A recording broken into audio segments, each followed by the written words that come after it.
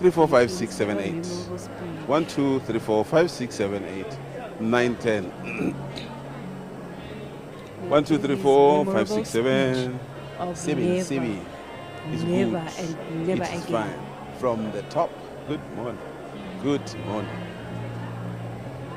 Today, Rise and shine. South Africa and the Union buildings are abuzz with excitement as we await the President-elect Cyril Ramaphosa to ascend the podium to take his oath.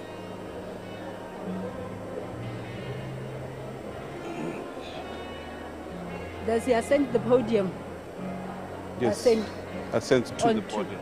Ascend to the podium. Skoa. Namela uyawuthi. Ascend to the podium.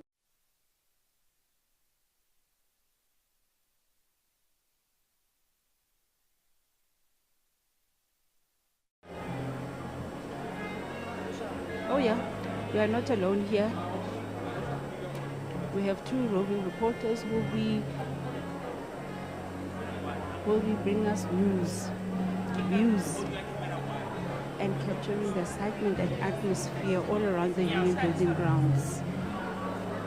We are now going to be crossing over to Letitia and Tali, who are our reporters in the field. Ndi macho. Reporters Good in the morning. field. Ndi macho.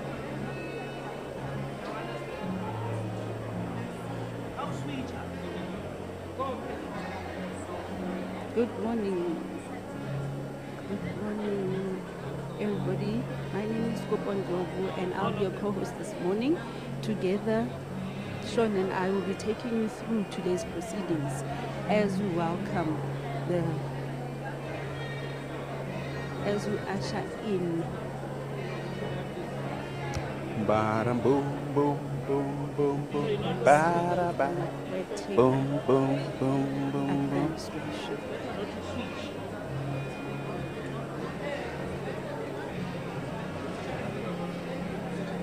At this 7th Democratic Presidential Inauguration, President-elect Mr. Cyril Ramaphosa will be ascending to the podium to take on his oath. And you know, it was exactly it was about 30 years ago that we witnessed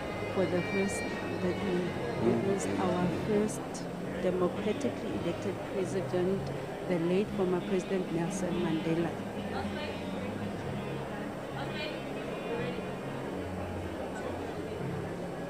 Delivering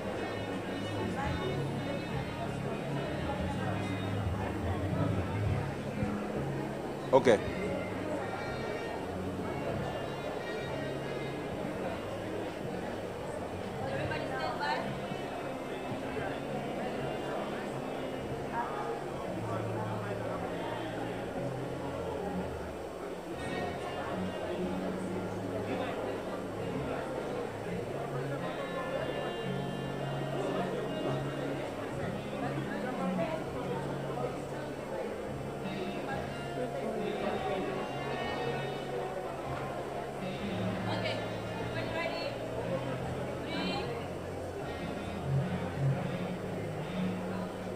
Good morning, Shewane, Goeiemorgen, Ndi Macheloni, Rale Amogela, Sanibonani, and welcome to the Presidential Inauguration 2024. We are broadcasting to you live from the Union Buildings in Pretoria on this momentous day of the 19th of June 2024. We also celebrate 30 years of democracy, partnership, and growth as we are getting ready to inaugurate the President-elect. A little bit later on, the President-elect was elected at the National Assembly last week, who is President-elect Ramaphosa. And today is the day where the three arms of state gather to actually inaugurate the president. And there will be a lot of activities that will be coming through today. Some of them you'll be able to see them, some of them you'll be able to hear them. And some of the activities will be the procession celebration that will be led by the military of the Republic of South Africa, where they will do a flypast, where the president will salute. But on that,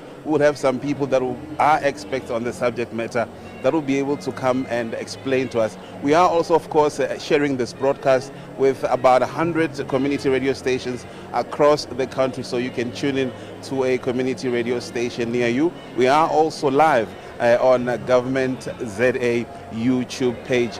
I am not alone in the studio. I am with Kupo Ndlovu. Kup. Good morning. Thank you, Sean. My name is Kupo Ndlovu, and I'll be co-hosting the proceedings of this morning, all the way in the Union Buildings, Pretoria, South Africa. Welcome to all South Africans, and welcome to everybody across the globe who have joined us on this historic occasion, which is the 7th presidential inauguration here in South Africa. We are celebrating 30 years of democracy as we usher in the 7th democratic administration. Today, Sean, it reminds me of 1994. I mean, the Union Buildings are alive and abuzz with excitement as we cannot wait to see the president-elect get onto the podium to make his oath, or to take his oath this morning.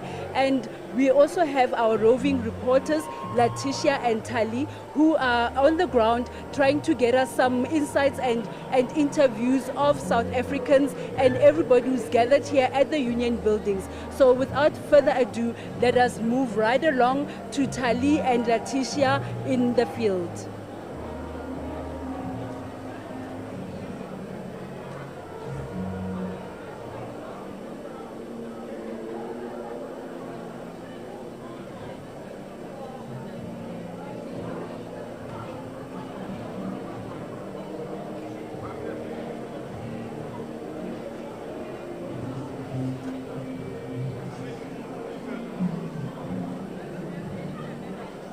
Well, it seems like we cannot find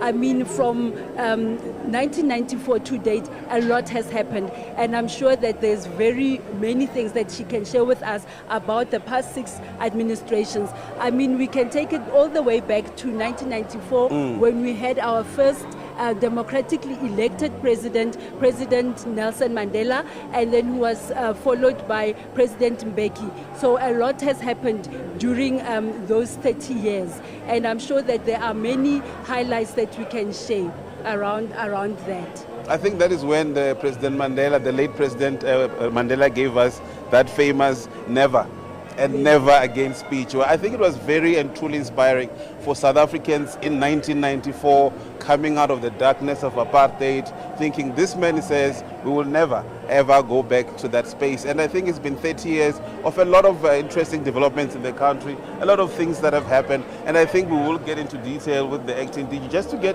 an understanding at South Africa at 30, what have we achieved, and also 30 years forward, what is coming next for South Africans? Yes, indeed. And you know what, Sean? And as much as, you know, a 30-year-old goes through a lot of things as they are developing.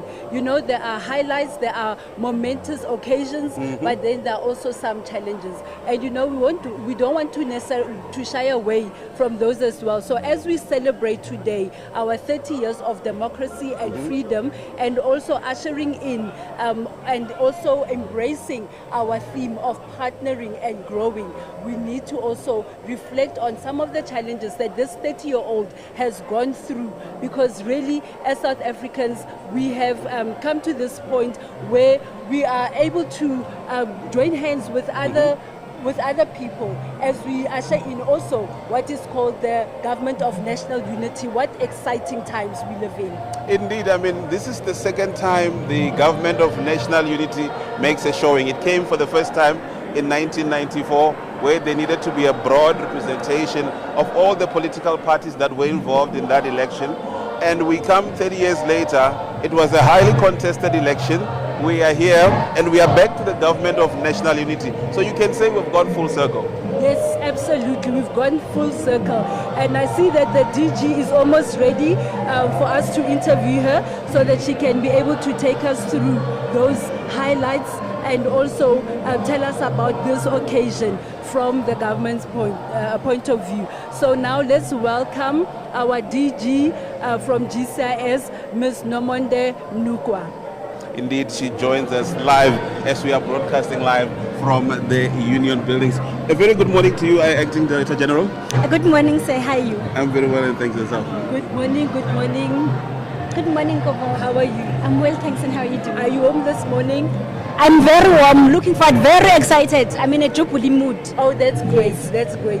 Yes. So now, Ms. Mnukwa, we'd like for you to take us a little bit back and give us some highlights of the sixth administration, of the past six administrations. As we're ushering in the seventh democratic administration, we'd like to, have a reflection and reflect back on all that we have achieved, but also not shying away from some of the challenges that we hope to deliver on or to fix in this seventh administration. Thank you very much, colleagues. And basically, we're going to be starting with the first administration, which was led by President Nelson Rolihlahla Mandela, who took us before the apartheid era to 1994, where we had elections on the 27th of April 1994, that saw the birth of the first administration of a democratic country.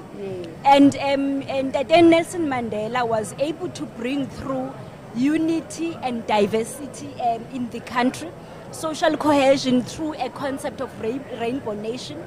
He also spearheaded the RDP, which was the grand program of ensuring access to services for communities. I would say generally communities, because the provision of services in South Africa was really very disjunctured.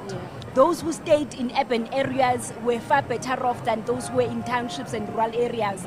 So the RDP program was the one that was going to be enabling at least the delivery of basic services: water, sanitation, electricity, even education infrastructure and so forth, and housing as well, human settlement. And he also led through the process of ensuring that South Africa is recognized internationally. Remember, we're coming from an era whereby there were sanctions before, and he had to spearhead a process of ensuring that South Africa is recognized again. It plays a significant role in the global stature of the international realm. And then he took us from 1994 to 1999, and he handed over through the elections, by the way, whereby we saw President Thabo Mbeki, who was the deputy president in the era of Dr. Nelson Mandela, taking over as the second democratic president. And that was 1999 to 2008. President Thabo Mbeki was very passionate about issues of economic growth. We saw stability in our nation. Economy was growing significantly. We also saw a situation whereby as a nation we were debt-free. We were no longer in bondage. He also spearheaded the Pan-Africanist concept as well, whereby he saw a reality that as South Africa we should be a global player, but not only a global player, but starting from home in the African continent. And he had various roles as well, leadership roles in the continent, but particularly ensuring that there's stability and peace in Africa, because the peace in Africa impact positively to the economic growth of South Africa as well. He led a process of a broad-based economic empowerment, and he drove it. Should I say he had an energy for it? And his term ended in 2008, whereby he handed over to President Kgalema Motlanthe, who took over for a year after him, President Kgalema Motlanthe drove the war on poverty program, and particularly in certain districts that were affected by poverty. But it was not only the poverty interventions, it was, holistic programs that would see the people in those particular communities that were identified literally getting out of poverty for a sustainable period, because it was looking at ensuring that the women-headed household and the children-headed household are taken care of, to the point that even the education of those children, so that we ensure sustainability in terms of generations to generations.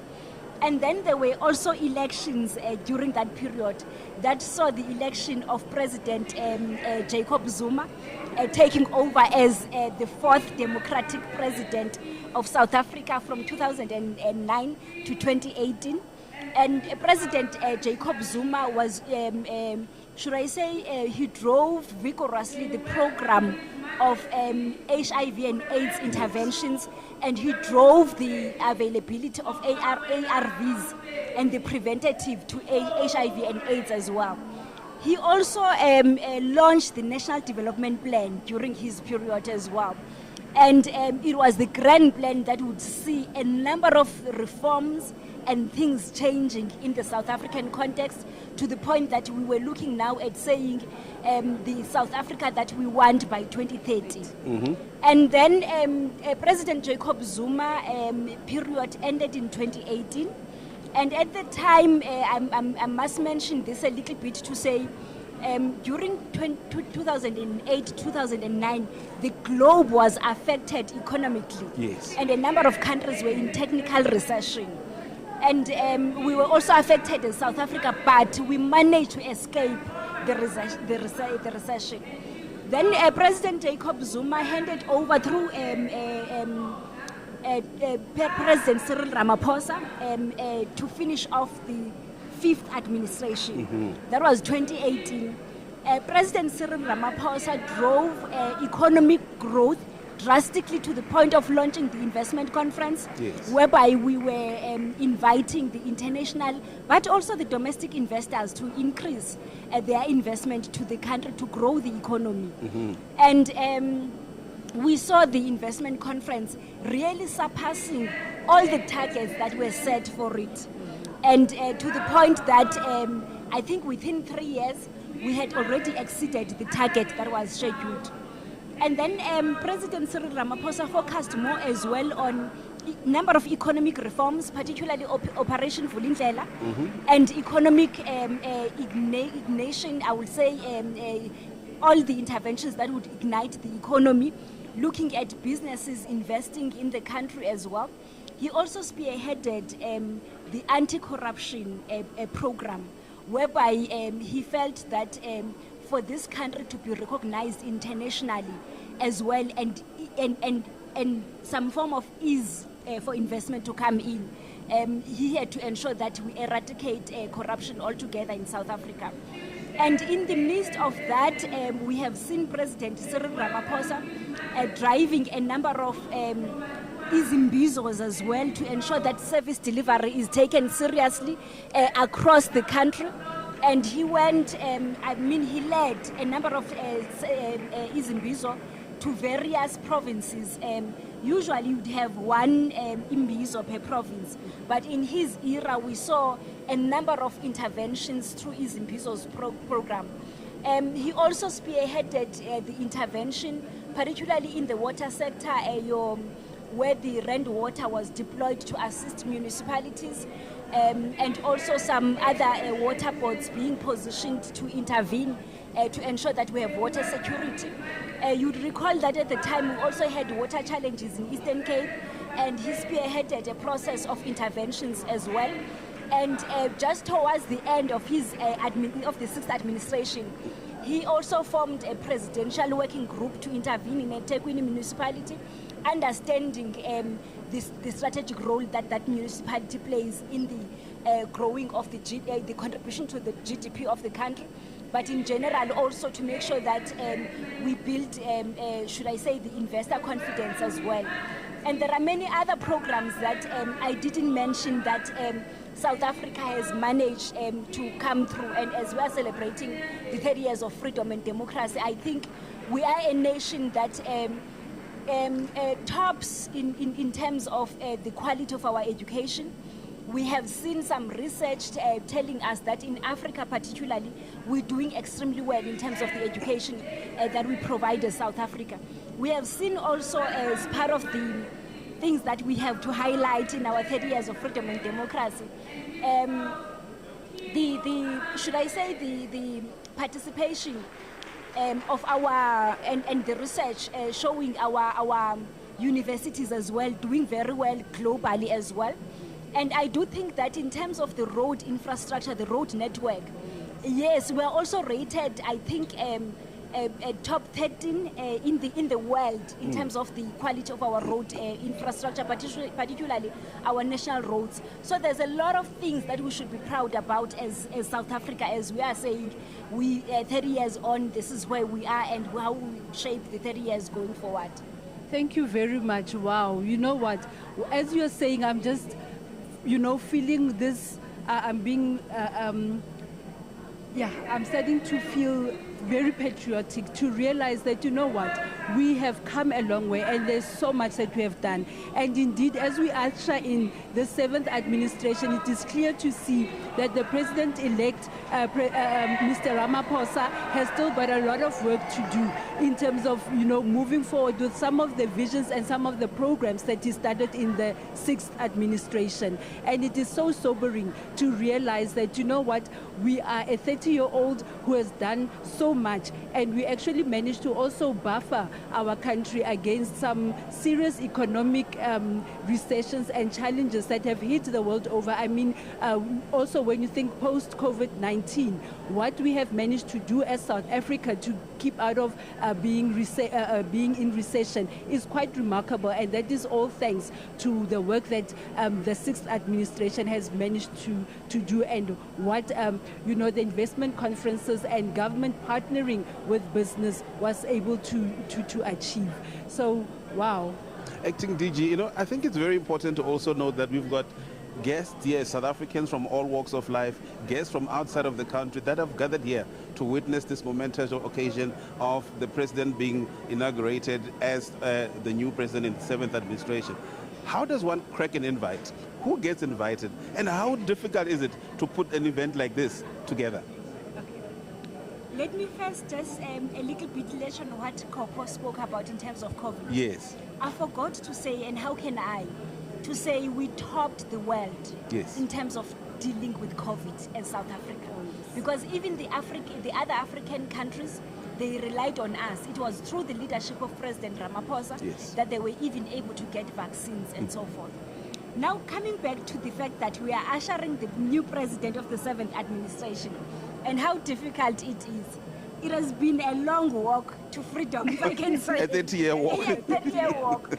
We started the process in October last year, and it's not a child's play because you have to coordinate different national departments, municipalities. Remember, we have 3 metros that are forming part of this. Yes. Provinces, Limpopo, Mpumalanga, Gauteng, Free State, they had to be part and parcel of this whole process. And remember also the logistics behind bringing in the parliament, bringing in the chief justice as well office, so that there is seamless processes in terms of the planning. So it was difficult but quite fulfilling, I must say. And also moving from there, who cracks the invite? Yes. Obviously, you first look at the resources that we have, because it would be nicer to have everyone. True. However, they have limited, particularly the financial resources. And therefore, there had to be something that then says, okay, we are celebrating these 30 years of freedom and democracy. And at the same time, we are having this inauguration. And the theme says 30 years of democracy, partnership and growth. Yes. So there's no way that we can have a democracy that is thriving without the partnerships that we have had. Domestic partnerships, which is your Chapter 9 and Chapter 10 institutions, which is your traditional and Khoisan leadership. Obviously, Parliament, they play a big role, so I'm not going to count them because they are more of role players than stakeholders. Yes. Then you then say civil society, because we have been together in this, hence we have been able to even defeat the theory that says 20 years of democracy is too long. After 20 years, democracy gets to collapse. Yes. We have proven ours is resilient. Oh, yes. 10 years beyond the The 20 years. we are here. Yes. And getting stronger. True. So we then had to say, okay, civil society must come in, faith-based organizations must come in because we are together in this. We play different roles. We then said private sector is also very key. They must come in. They did not only come in to attend, they provided huge sponsorships, the private sector. Media, obviously, because we can't reach everywhere. Media definitely is the cornerstone of what we are doing. And then we then also said, okay, South Africa is not an island. Yes. We operate within some specific structures and agreements. And obviously, you then start by saying we are situated in the SADC region. True. So let's invite the SADC, our SADC neighbors, our partners. We then said we operate within the African continent. And who are those within the African continent that we can invite? African Union, obviously. And then you look at who are our friends also within Africa, because we have 54 countries. So basically, you won't invite all 54. True. Then we are part of the multilateral agreements. So who are those? Our BRICS partners, obviously. We are part of the G20s and everything else. And we also have those whom we call the friends of South Africa. Remember, we come from an apartheid era, and we had those countries who stood with us to the point that we saw our freedom. Yes. So definitely they have to be part of the celebration because they've been cushioning us. They must come and witness what their support has brought through. So that's how the invitations were centered around. Now, the seventh one. What's going to be different in this inauguration as compared to the previous ones? This one is a significant milestone. We are saying we are having a seventh administration, seventh inauguration, whilst we celebrated the 30 years of freedom and democracy. And obviously, we haven't been all out in terms of how far we wanted to celebrate these 30 years of freedom and democracy, because it was somehow overshadowed by elections and everything else. But now we are saying it's time now we look back and say, in the previous inaugurations, the determination was about the elections. So like your electoral has said, this particular party must lead us. This time around, the voters said, nobody's getting the majority. All of us lead us. Yes. So see yourself how you lead us. So we are in a very unique but very exciting moment in our nation whereby we saw no party winning the majority, but decisive leadership amongst the political parties saying, South Africa will put you first. The people of South Africa will put you first. We want to see a better South Africa for all. We want to see peace and stability in our nation. And therefore, we're going to put aside our party political differences and come together and steer this ship for the benefit of South Africans. So we see a president that is not the president of the ANC per se, but is the president of the government of national unity, meaning which is all encompassing now the other political parties that they've got into agreement with. And that's what is particularly unique. But more so, what is particularly unique is that we have seen in other countries, once the political party that is in power seems to lose power, war breaks. Yes. But in this case, there's no war, there's peace, there's jubilee. We are excited, there's stability. If you have even seen how the markets are performing much better, we have proven that as South African we are peaceable people, as South African we are progressive, as South African we are moving forward, as South Africans we're very looking forward to ensure that ours is a prosperous country. Thank you very, very much. Yes, indeed, South Africa has shown over and over again what a resilient nation we are, because against all odds, we are able to come together, when it matters the most and make sure that this country moves forward. And you've already mentioned that there's a whole lot of people who got the invite, and now we want to move to our roving reporters to be able to see and hear and witness the atmosphere that South Africans are feeling, and also our other guests. As you said, it's a jubilant moment. We are all excited, so we want to find out about the excitement also out in the field. Over to you, Tali and Letitia. Thank you so much, Dee.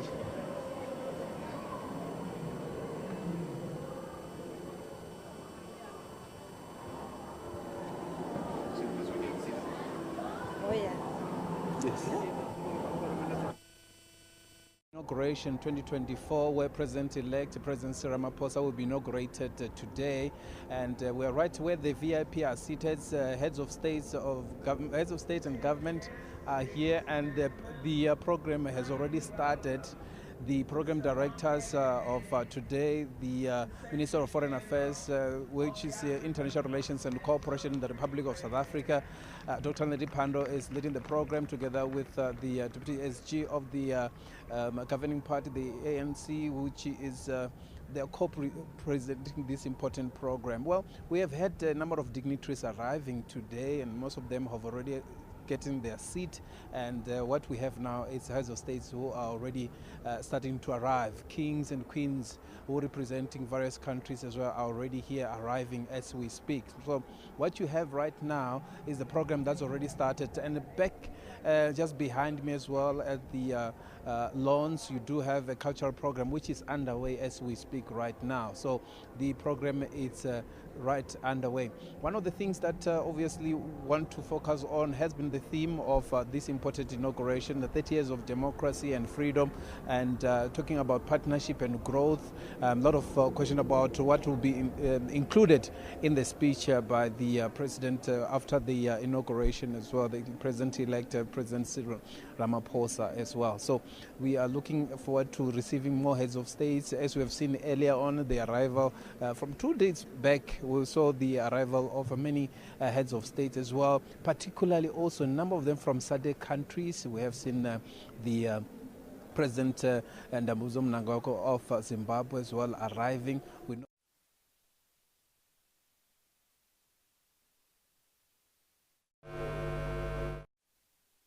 countries who are in other part of the continents. We're talking about in Asia and also in the Middle East as well. Other countries have decided to send the head of governments and also their prime ministers representing their president as well. So a number of dignitaries have already arrived, and the program will be starting in earnest. Let me take this opportunity as well to just confirm. Earlier on we saw the arrival of a number of kings as well. We saw King Misizulu KwaZulu-Natal arriving earlier on, and talking about just the significance of this day, looking at some of these issues that are coming to some of the dignitaries that are here. Let me hand you back to studio right now, Sean Mraudzi and Kubo Dlov.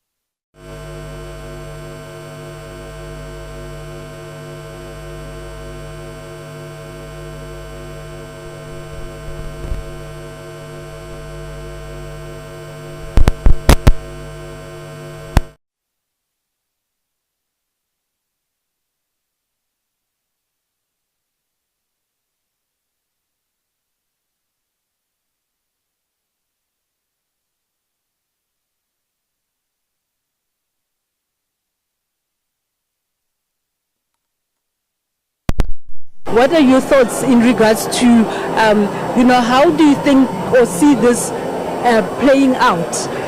They've already had discussions.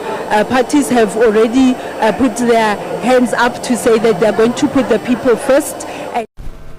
Politics ahead of what is best for the country, and then also, you know, there's been some battering going on in terms of policies to take forward and so on. But really, what I would like to see is a continuation of this brilliance in terms of economic policies that are garnered towards making sure that South Africa becomes a prosperous nation. No, true. I mean, when you reflect on 30 years and you start to look at maturity, and you start looking at democracies in other places like Europe, which are some of the older democracies that you have, you start to realize that as the democracy matures, also the voters start to vote differently. You will start maybe with the liberation movement, but as you come, you start changing your vote to your needs and what speaks to you at the time. So you start to adjust. We start to see a system where no party gets an outright majority, which means the community, the citizens and the voters are saying, you guys must sit and govern together. So first of all, it's a mandate from South Africans to say, guys, we want you to sit together, figure out a way and govern. And it's exciting because now we've moved on from a point where this political party or that one will say, we're going to do like this because this is what our conference decided. Now we are saying we need to take the view of each and every South African into perspective, and then it will be a difficult one for the president-elect, once elected president, to then form a cabinet. Because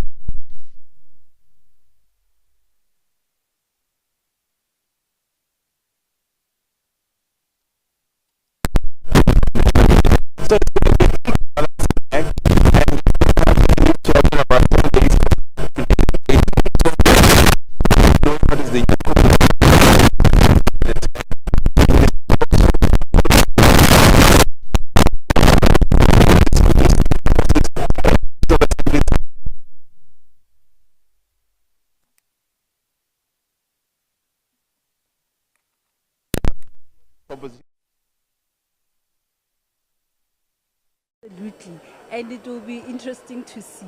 But you know what it makes me think of? It makes me think of and also realize that there is no perfect person. So there is no perfect one political party that got the outright majority. yes. It means that South Africans are starting to recognize that, you know what, I like this about you, I like this about you, I like this about you. So now come together and make something work that will,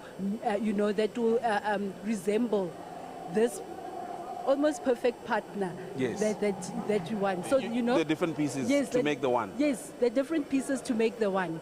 And, also, DG mentioned that a lot of heads of state have been invited.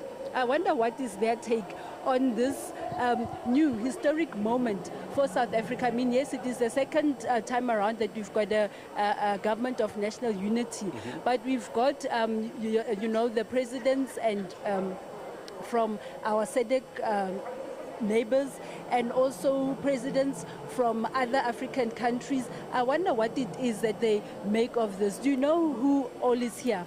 Well, I think from the top of my head, I know that the Vice President of Uganda is here. I know that the Prime Minister of Burundi is here. I also know that the former head of state of Nigeria is here, Olusegun Obasanjo. I also know that the current president of Nigeria is also arrived. I know that King Letsie III of Lesotho has also arrived. I think I also know that the King Mswati III has also made his presence felt, amongst other kings and queens of the continent. But the mere fact of them being here with us today, it's a vote of confidence. Oh, absolutely. It's a vote of confidence in South Africa. It's a vote of confidence in what we are doing democratically. And also they like how we exercise our democracy, because we must not forget that South Africa is a beacon of hope in how we exercise our democracy to the full extent. I mean, we've had peaceful elections, which were not marred by any violence. Yes, there are processes that are being disputed, but they are being disputed through legal processes. Yes. So South Africans have not taken to the streets. They have not rejected the outcomes of the election. So we move on to the next part. Members of Parliament have been sworn in, and we are here today to inaugurate the president, who will then form a cabinet. So you get that there's a vote of confidence by these leaders from the region that are coming to say, we are coming to witness this momentous occasion, and we should be switching back to Letitia Masia down in the amphitheater. Right. Cool.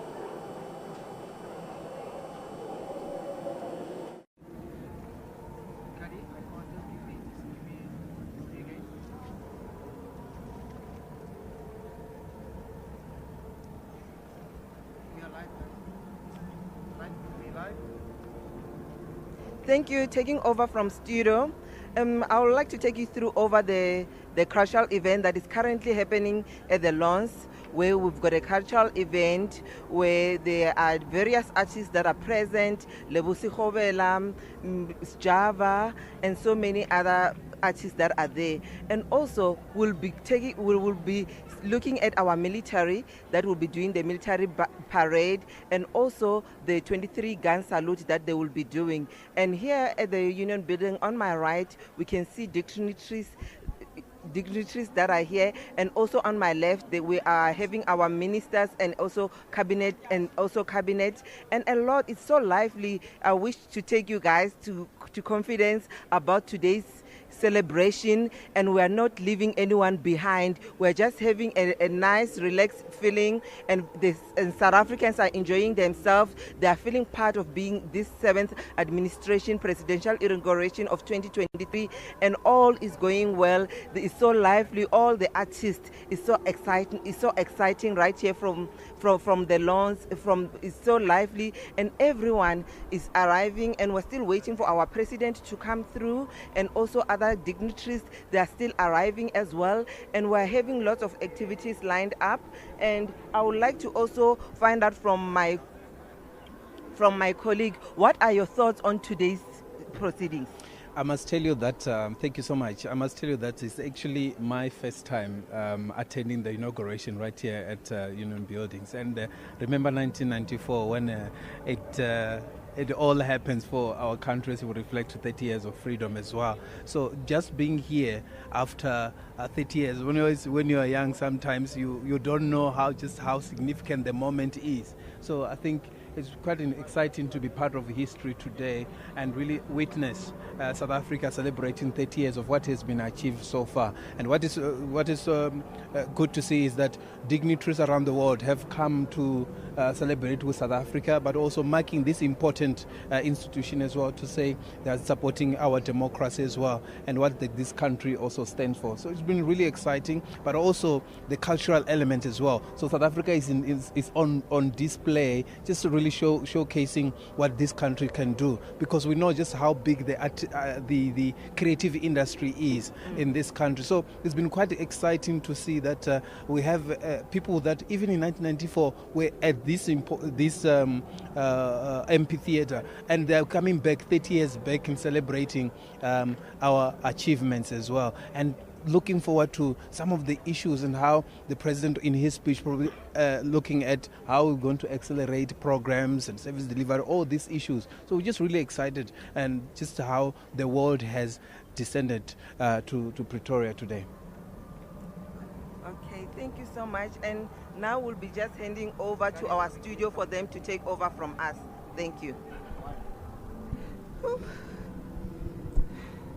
Majesties, Excellencies, distinguished guests. Yeah, and Tali. Yes. Now we are going to, a lot of things are going to be happening here. There'll be there'll be some ceremonial processes or proceedings, including the 21 gun salute, including a flypast, including some military parade, and all of that actually has a significance. And you know that there's also a significant meaning behind the Chief Justice being the one to make the president elect to take the oath. And then at a later stage, we will have somebody from the SANDF who will come and take us through exactly all these proceedings, what they all mean and their significance in this occasion.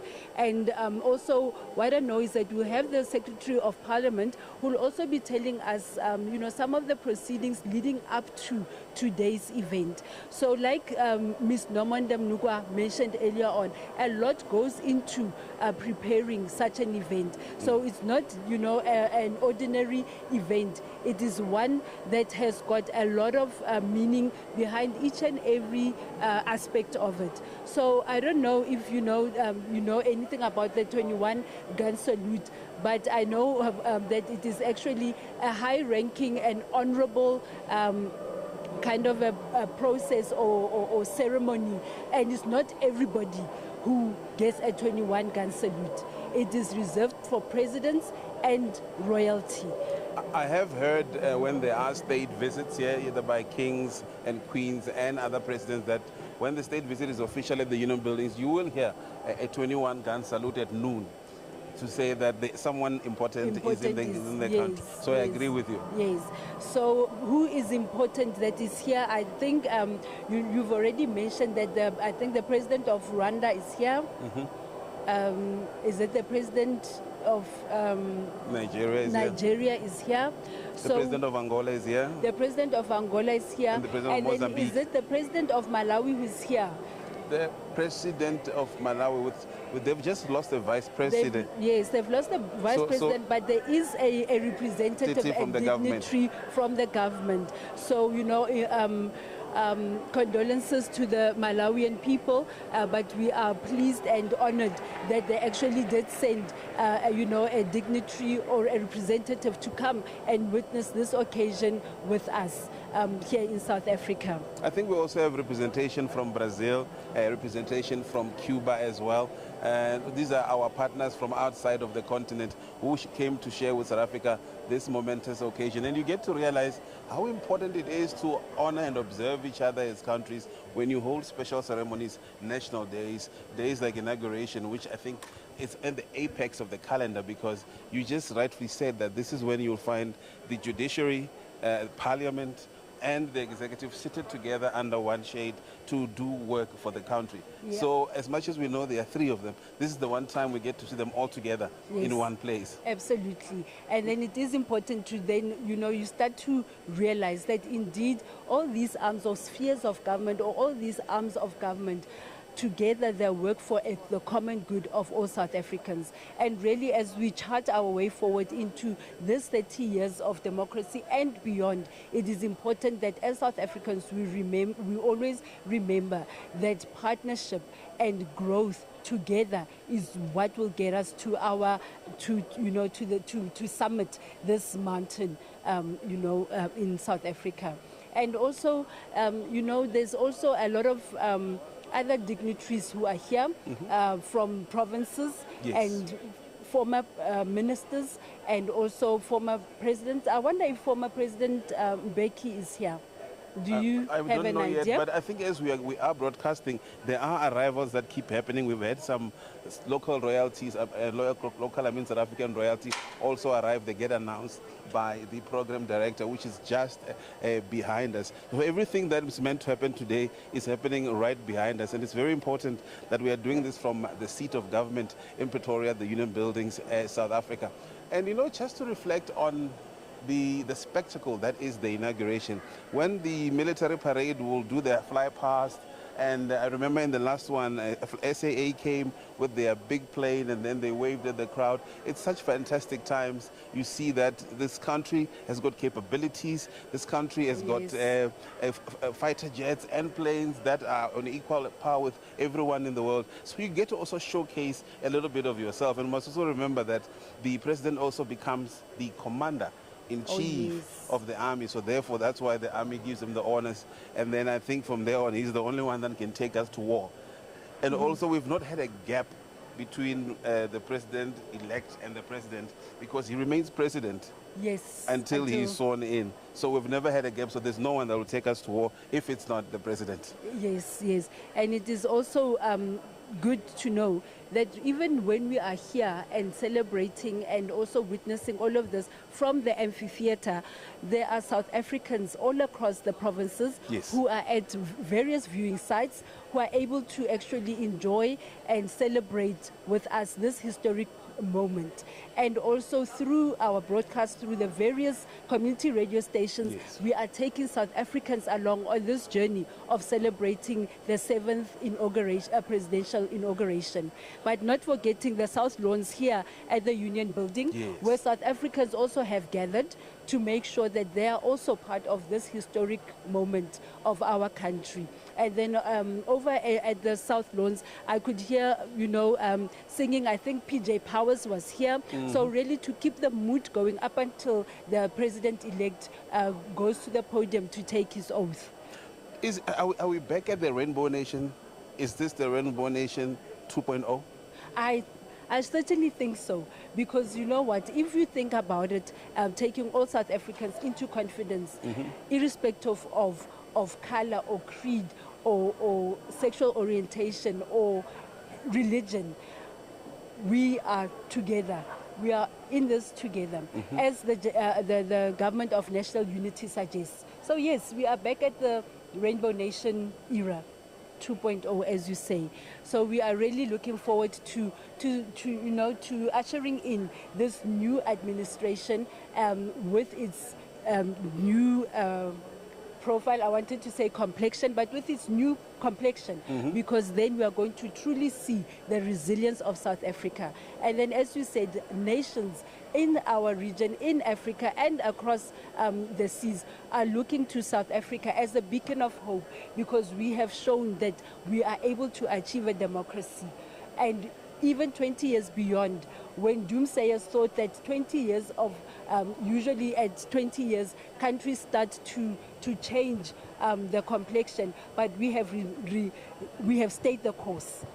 We have stayed the course as South Africans. We have stayed the course in our democracy, ensuring that we uphold it and all, and all that is meant to be.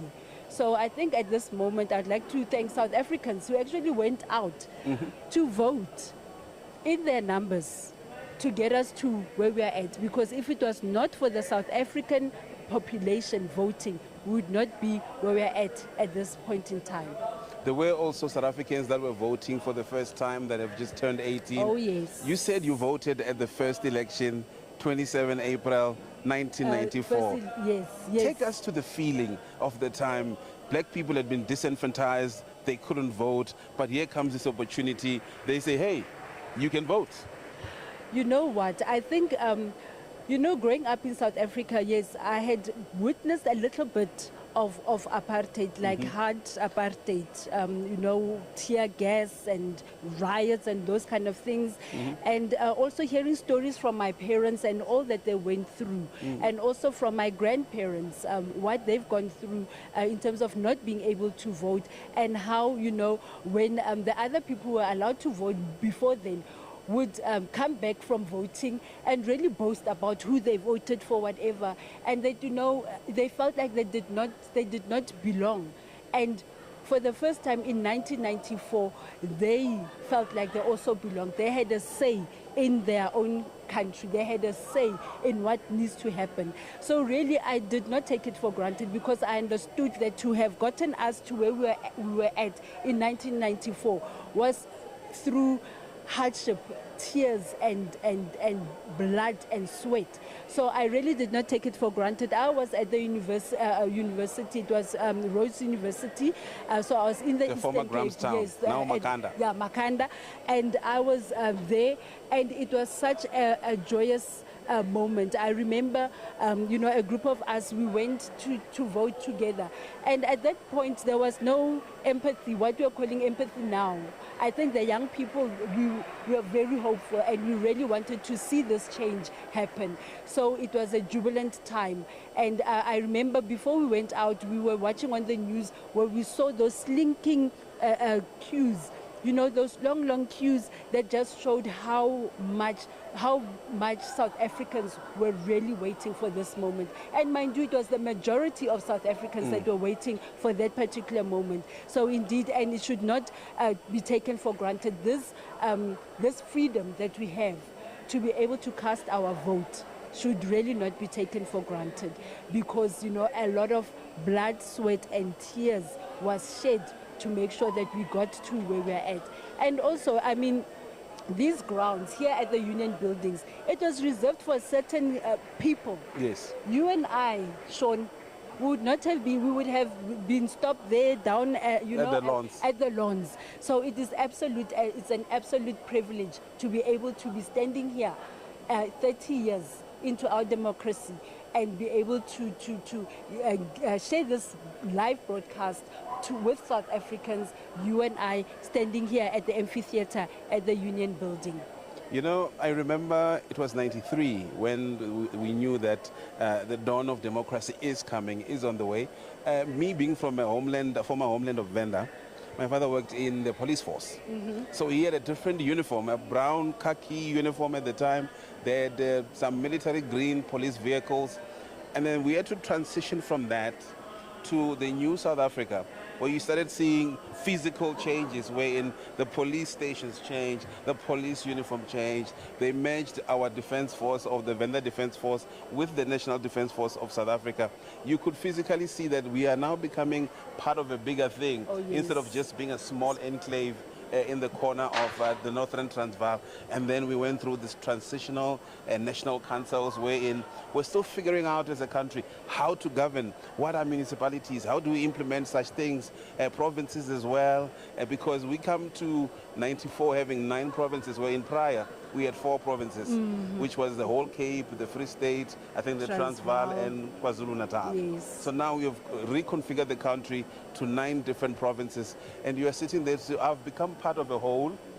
Luckily we use the same money, so the money did not change for us, so we were fine. But as a homeland, you know, we had to have a passport from the Republic of Venda. Yes. We had an ID from the Republic of Venda. To come this side, we needed to have 2 of those documents. Well, this is after the Dompas era, but you needed to cross a border from the Republic of Venda into South Africa and then use a passport and get stamped. Imagine. This was what we went through. So that having to fall off and having to understand. And let's take a look at some of the arrivals as former heads of state and prime ministers are starting to arrive at the Union buildings. Oh yes, it's about that time. So let's head over to our field reporters.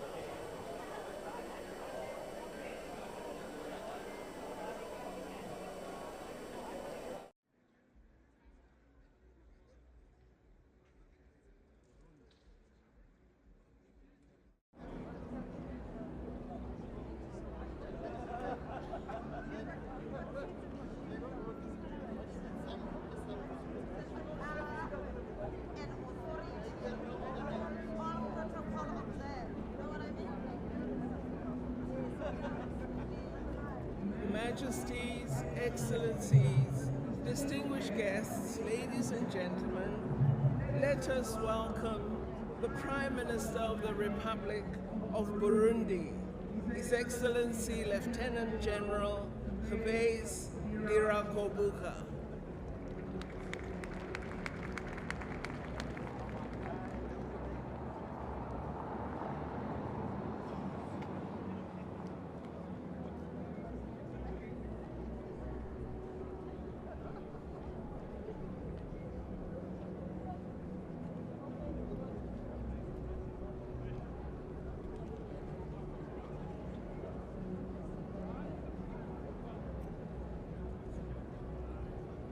Majesties, Excellencies, distinguished guests, ladies and gentlemen, let us welcome the Deputy President of the Republic of Kenya, His Excellency H. Gachagua. Thank you so much for the colleagues in studio, Sean Mrauzi and Kupon Ndlovu. Thank you so much. We are at the amphitheater at the Union buildings. Just in terms of the inauguration, how is going, how it has been, a lot of people are expecting quite a number of excitement because we're marking 30 years of freedom and democracy in the Republic of South Africa. Some of the important guests that have come in, representatives from various political parties, including the trade unions as well. So there's been a lot of excitement as well as far as dignitaries is concerned, to say beyond the cultural program, there will also be in terms of what to expect, what the president will also, president-elect will focus on after the inauguration as well. Alice Mashilo is SSCP as well. Thank you so much for your time. The significance of today as we celebrate 30 years of freedom. No, we respect the will of the people. This struggle to bring about the democracy that we have was fought for over decades. In 1955, June, our people adopted the Freedom Charter, in which they wrote as the first laws that no government shall justly claim authority in our land unless it is based on the will of the people. We come from elections and the people have spoken. We have the election results, and a government has to be formed within the context of those election results. The ANC has been reaffirmed as the largest South African political party by electoral support. However, this time around, unlike since our first democratic election since 1994, if I may say so, we were unable to achieve 50% plus one required to form an outright majority government. Now, we met within our alliance with the African National Congress and COSATU to reflect on this. And as the SACP, we believed that there was a permutation within the election outcomes for the ANC to establish a minority government with the features of a government of national unity. And the ANC put forward its option for a wider government of national unity. But this is democracy at play. There are contending forces, and the president of the ANC has led the process, leading the ANC to engage with other political parties to secure stability in our country as well as support. By the end of this year, by the end of this month, we will be having a central committee meeting to analyze the situation. But most of all, what is important at this stage is that when we were campaigning, and this effect we know, I mean, many people were saying we want work. Many people on the ground are saying we want work. We want work. We think that that will bring about dignity. That will go a long way in alleviating us from the poverty situation we find ourselves in. Now, if the president can focus on large-scale employment creation as a top government priority, that will be essential. But that will require, among others, an enhanced industrial policy that has a high impact in employment creation and industrialization. But an industrial policy alone, without the support of macroeconomic policy, especially fiscal policy and monetary policy, is not going to be successful. So we need to learn from what we have. We cannot continue with a situation where we have this society of 11 million people who are unemployed. I mean, other countries' populations are below 11 million, are far below 11 million. So we have what, if you like, a crisis, a state of emergency we need to deal with and overcome. So that is one thing we wish to emphasize, and we wish to hear the president say going forward.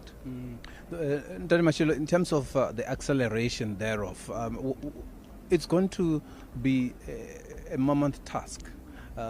If the political parties within, the GNU do not see eye to eye in terms of key government policies as well, how do you see them finding each other on the key issues of jobs? Is there, from your analysis, because I mean we have to look at these political parties differently to say now we're going to the 7th administration, they will need to work together. Let's wrap up in 2 minutes. No, if each political party will be concerned with its narrow interests outside and apart from the interests of the people, there will be problems.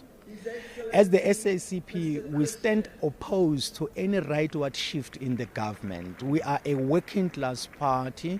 Our policies are working class policies and left policies in the interest of the immense majority of the working class, whom we have said many work under conditions of the national minimum wage.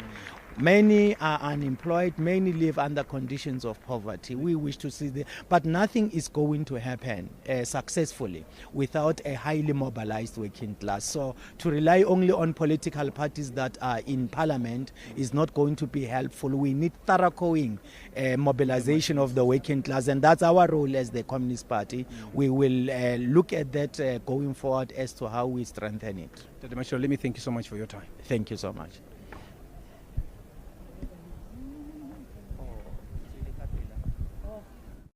Thank you, Tali.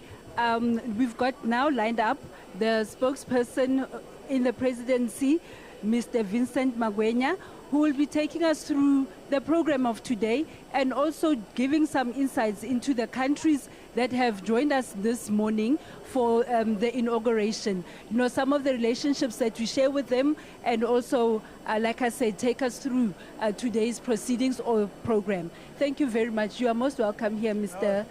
Vincent. Thank you. Thank you. Good morning. Good morning. Welcome. Morning. The first question that I would like, to find out, just give us a brief breakdown of the program for today.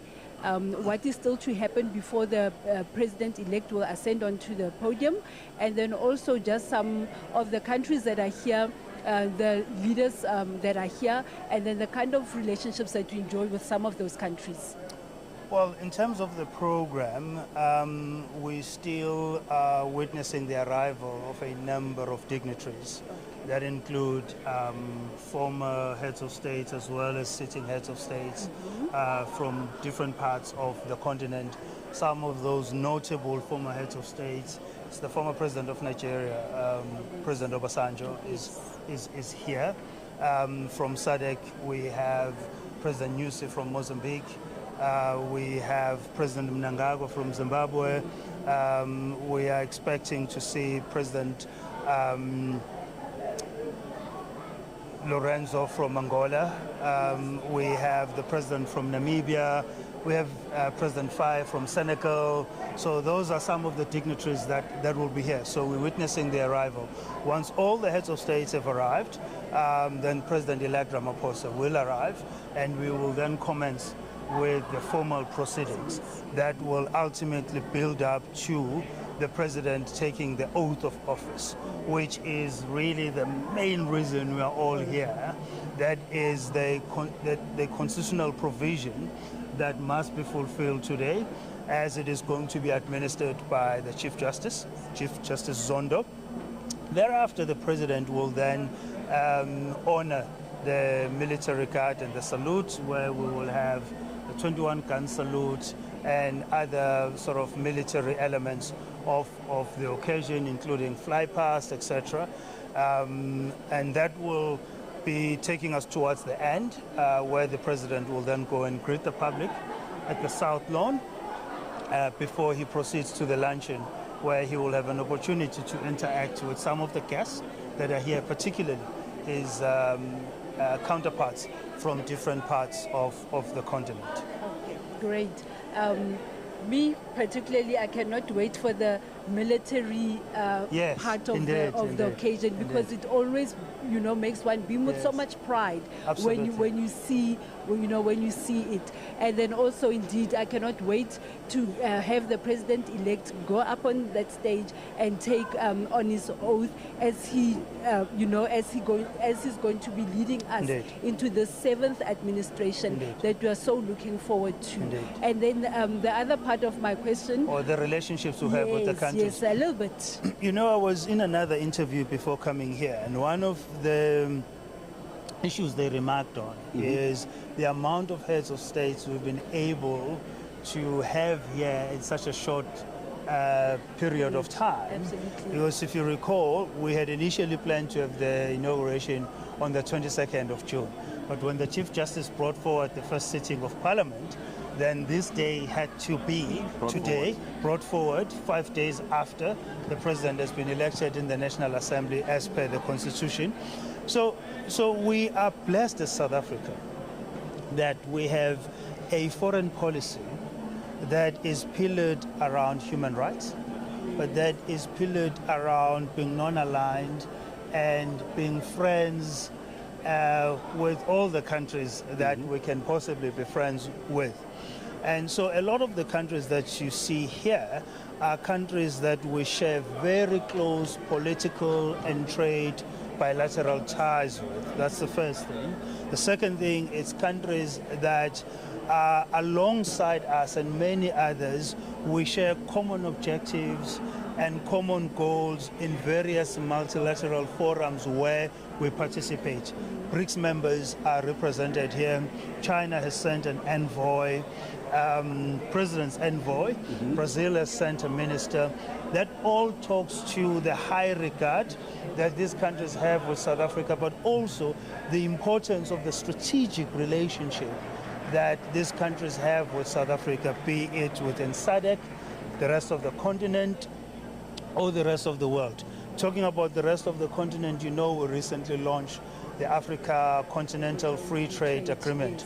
And so part of what you're seeing today is an expression of the importance of that relationship, also of the importance of South Africa's role in advancing those goals, in pursuing a continent that is peaceful. If you look at our interventions in the DRC, President Tshisekedi is expected to attend here, where we have military deployed on the eastern side of the country.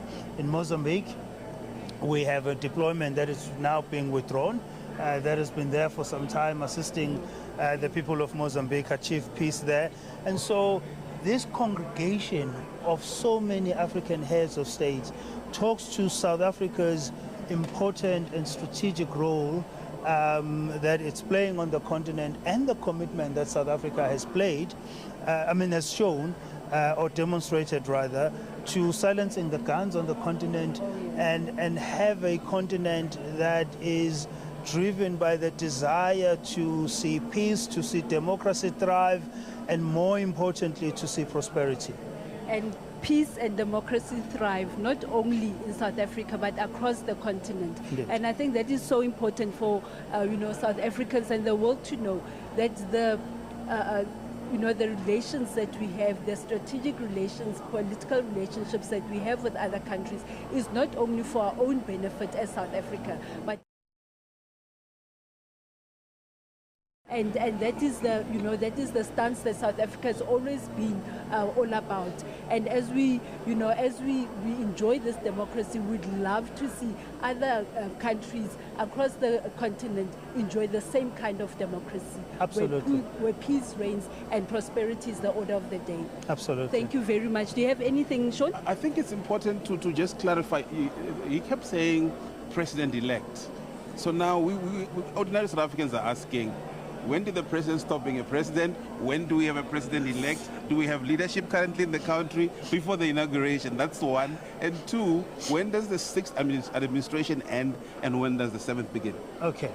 So the moment President Ramaphosa was re-elected Yes. in the National Assembly, he became president-elect. Right. Because that then kicked off a process where he will be sworn in today to president. Yes. Right? But luckily for us, our constitution does not leave a vacuum Yes. in the course of the transition. And so the ministers, for example, their term will end today. Right. Between the time between today, when the minister's term ends, and the time the president appoints the new cabinet, the president will have access and work closely with the director generals.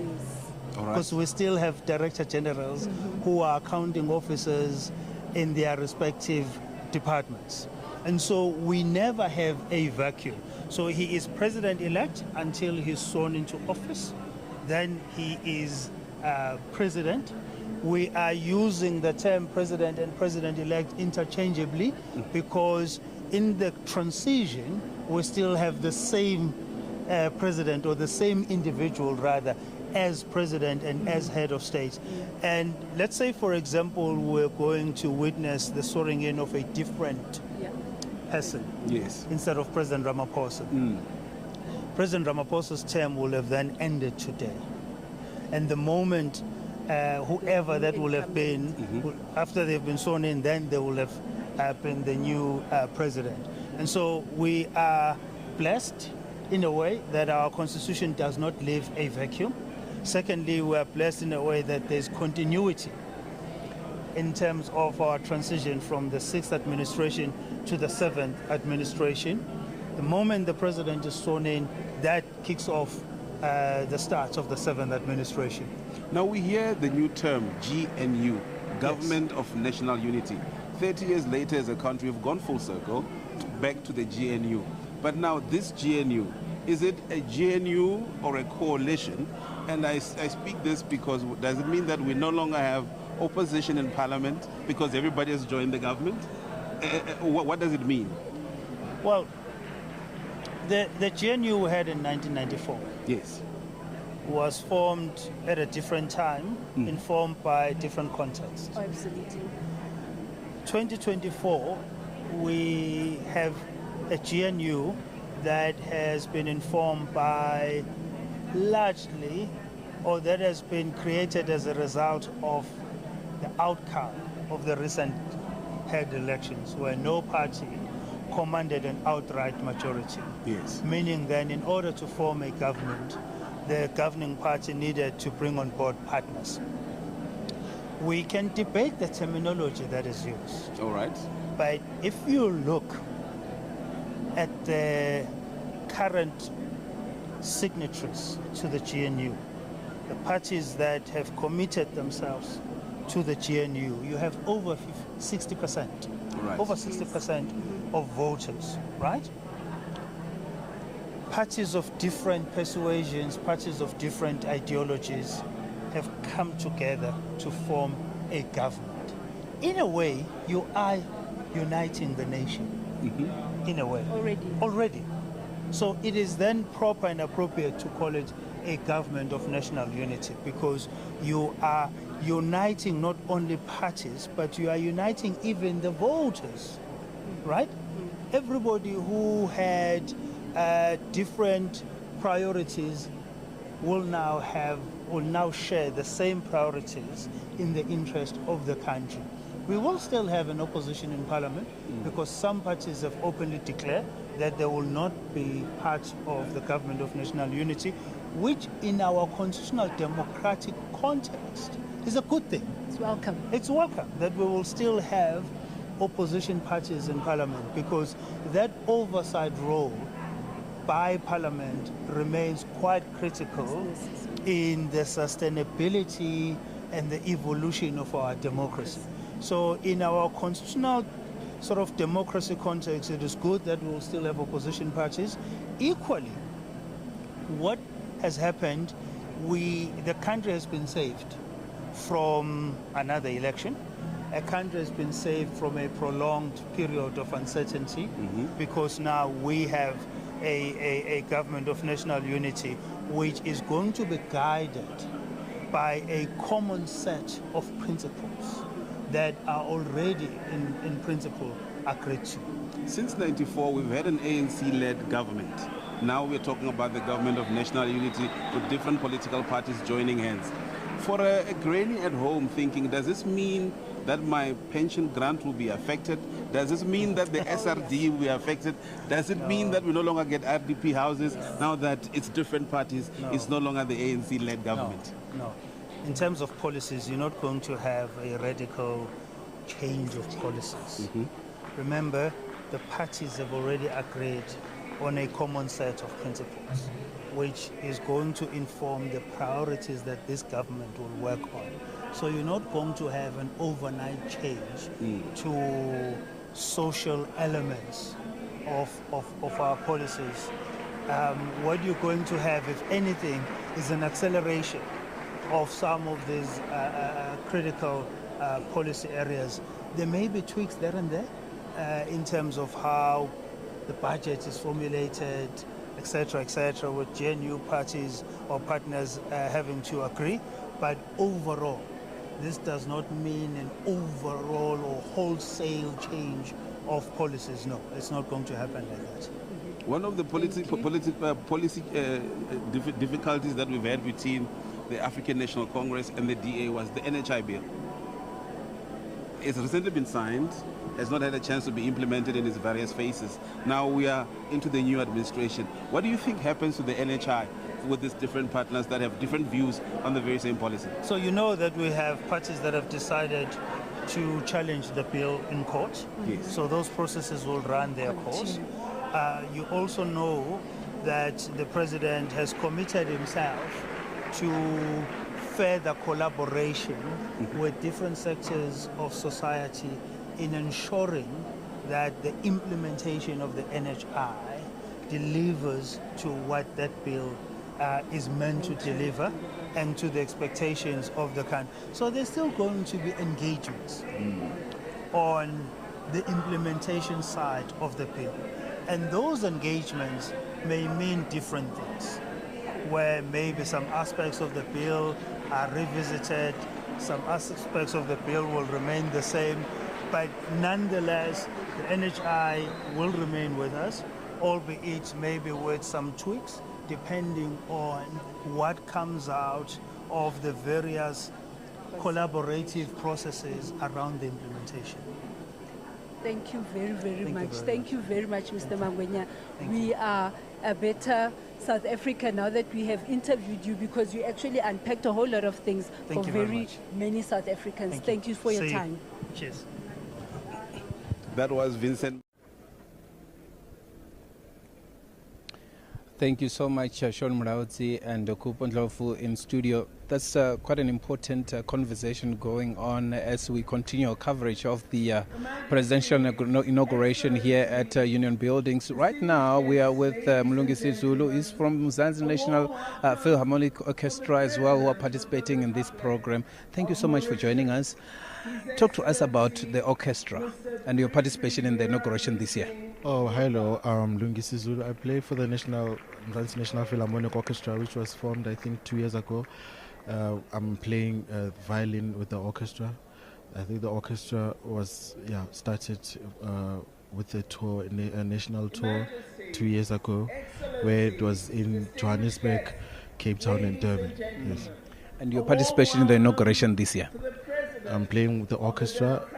We're going to be playing for the president after his speeches. Yeah. Your history with violin, how did it happen? I started, I think I was in high school. I was about 15, 16 when I started, picked up the violin, and I went self-taught until I got a teacher after high school years. Yeah. Your first time attending the inauguration? Yes, it's my first time attending the inauguration this year, and first time being up here in the Union Buildings.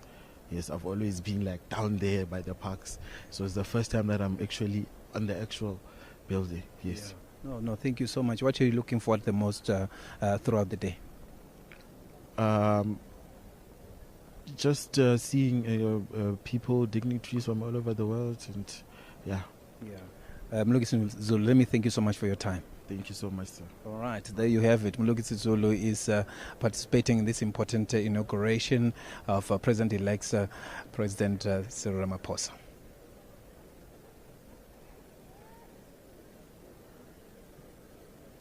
Majesties, Excellencies,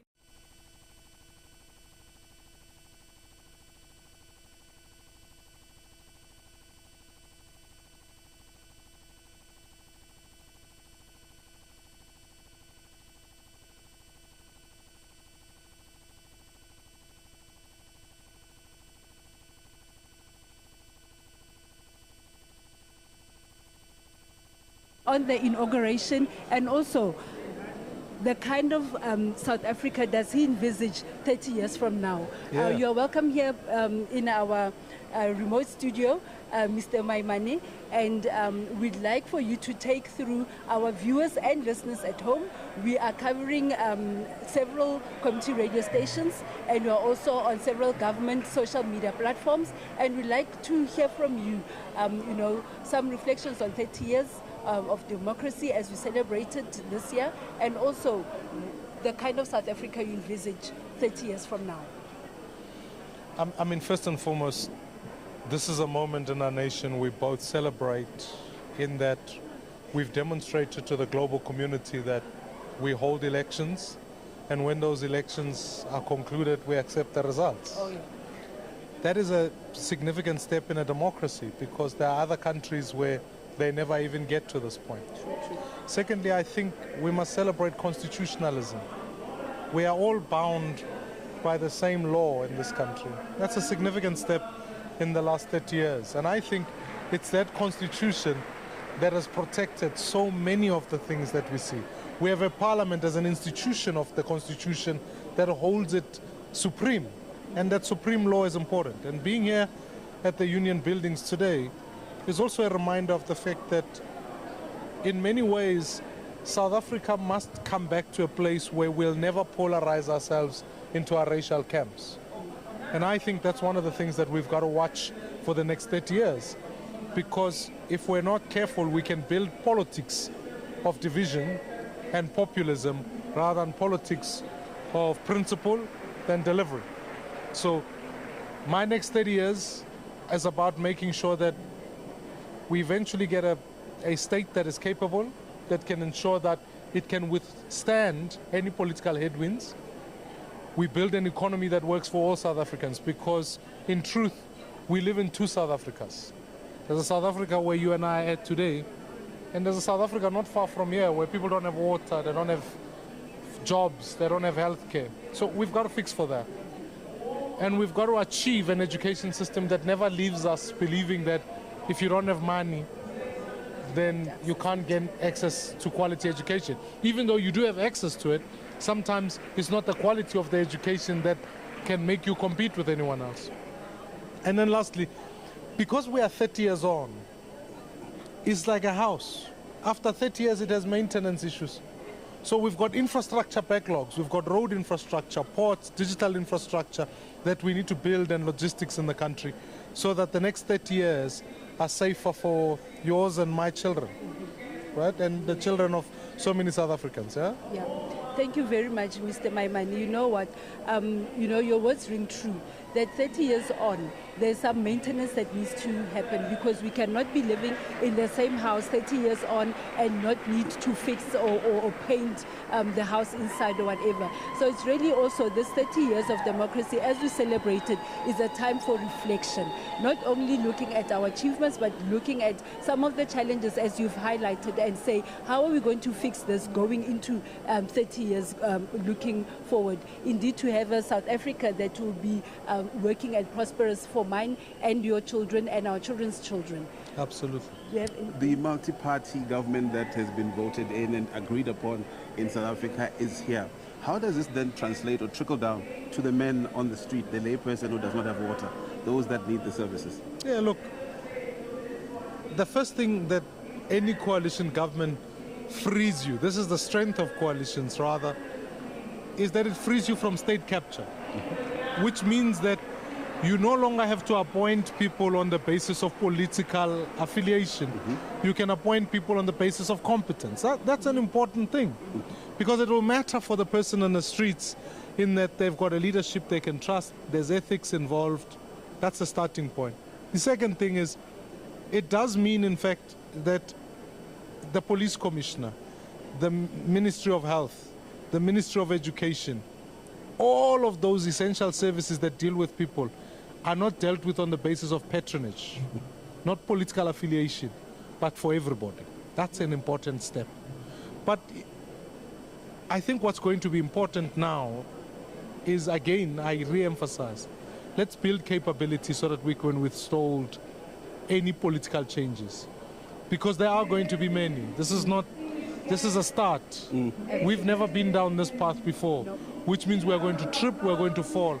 I have to ask the people of South Africa to be patient. Oh, yes. They have been patient for long enough, but I've got to ask them to not assume one-party dominance is the only solution, but that to understand things are going to revolve. Is this a sign of a maturing democracy? It always is.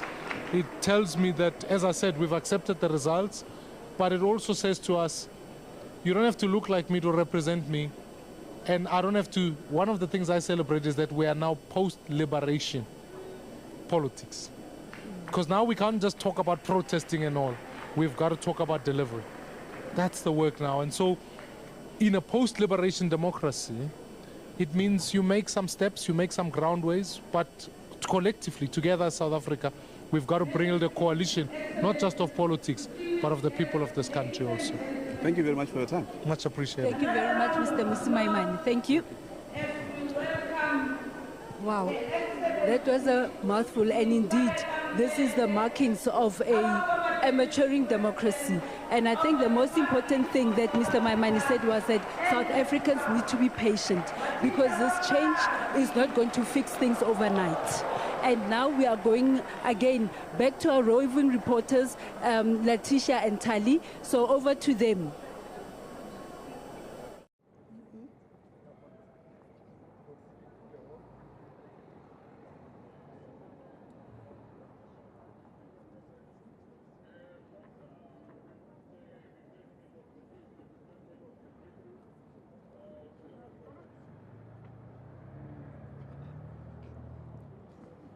Distinguished guests, Excellencies, ladies and gentlemen, another round of applause as we welcome His Excellency David Tabed Mabuza, our former Deputy President of the Republic of South Africa.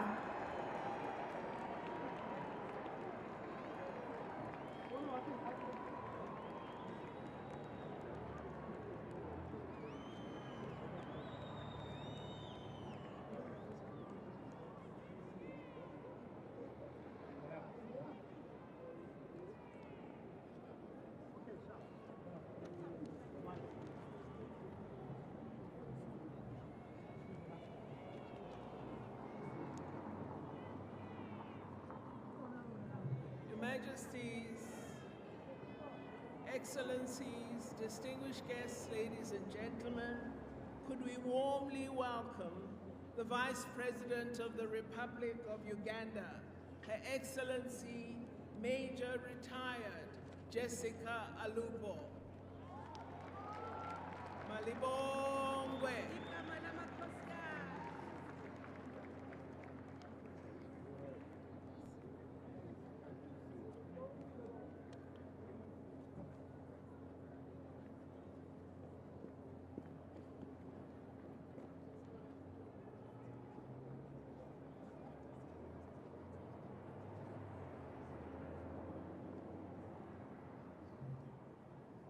Excellencies, Majesties, distinguished guests, ladies and gentlemen, another round of applause as we welcome His Excellency Thabo Mvunyelwa Mbeki, our former President of the Republic of South Africa, and her spouse, Sizanele Mbeki.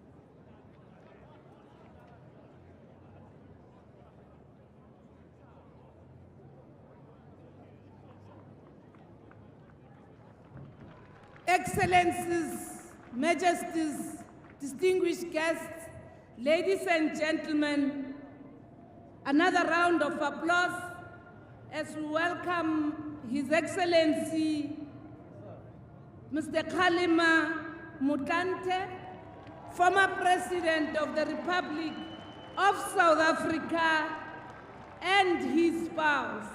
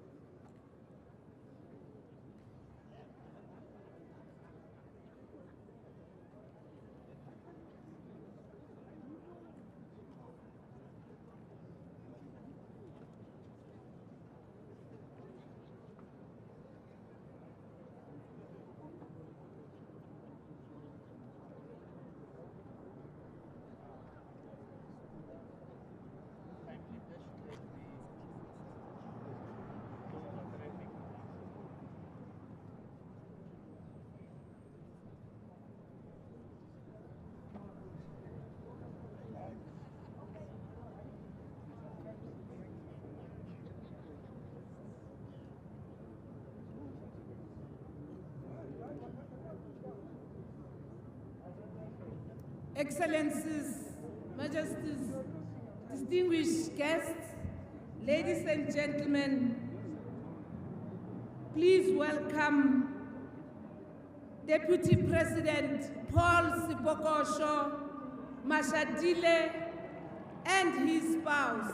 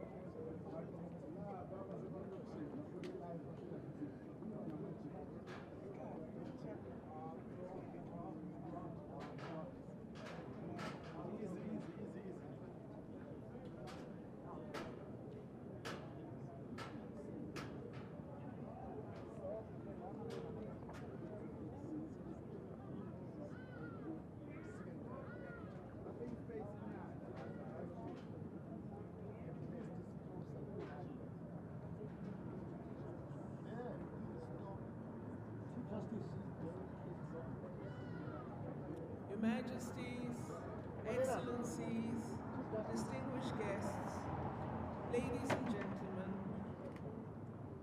the solemn ceremony will soon begin. We request you most humbly to ensure that your cell phones are switched off or are put on silent.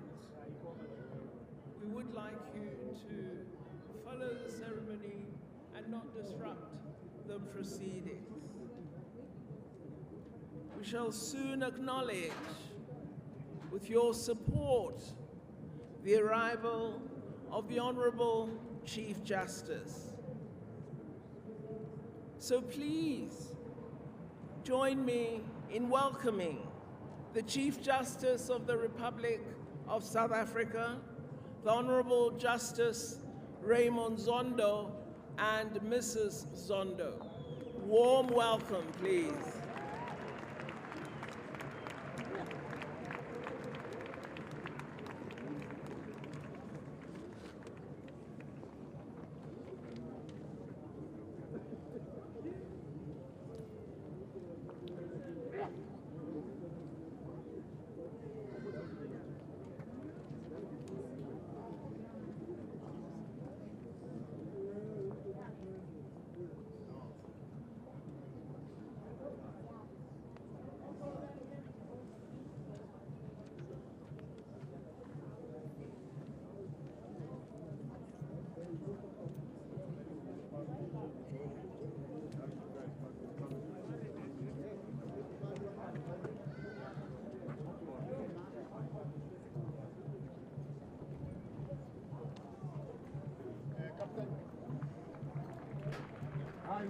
Your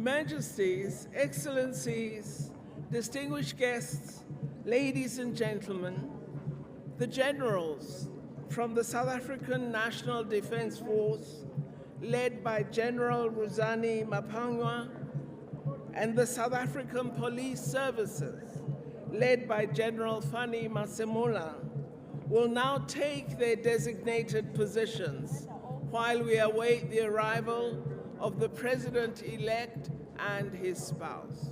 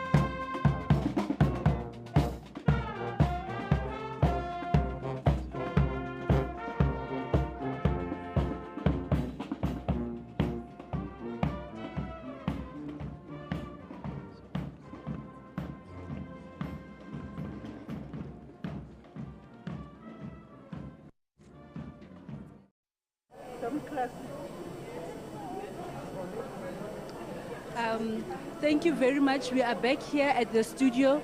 We are about to receive a guest from the SANDF, a Lieutenant Colonel, and he's going to explain to us the ceremonial proceedings that we are observing behind me just before the President-elect takes on the podium.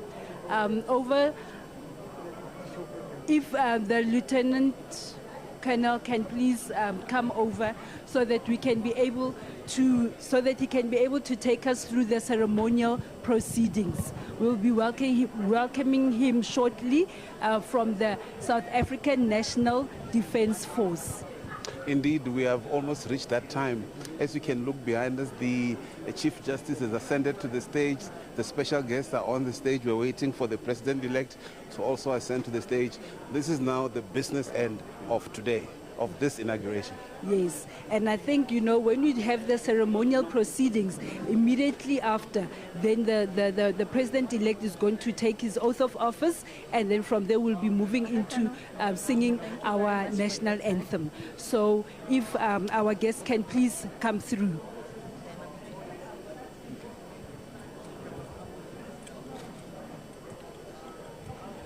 A very good day and welcome to this live broadcast of the inauguration of the President-elect, President Ramaphosa, a day which is largely led by the military in terms of ceremonial proceedings. As now we've taken over, there is a parade down there on the road. Can you take us through what will happen today and what will be your role as the military?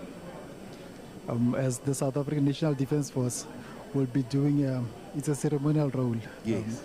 What we're actually going to be having here is all the arms and services of the South African National Defence Force. Yes. That would be your SA Army, the South African Air Force, the South African Navy, as well as elements from the South African Military Health Service. Yes. All of them have ceremonial elements that are going to be assisting us with this the great task of today, Yes. of inaugurating the president-elect. Now, there will be something called a 21 gun salute. For South Africans at home, what is the significance of a 21 gun salute?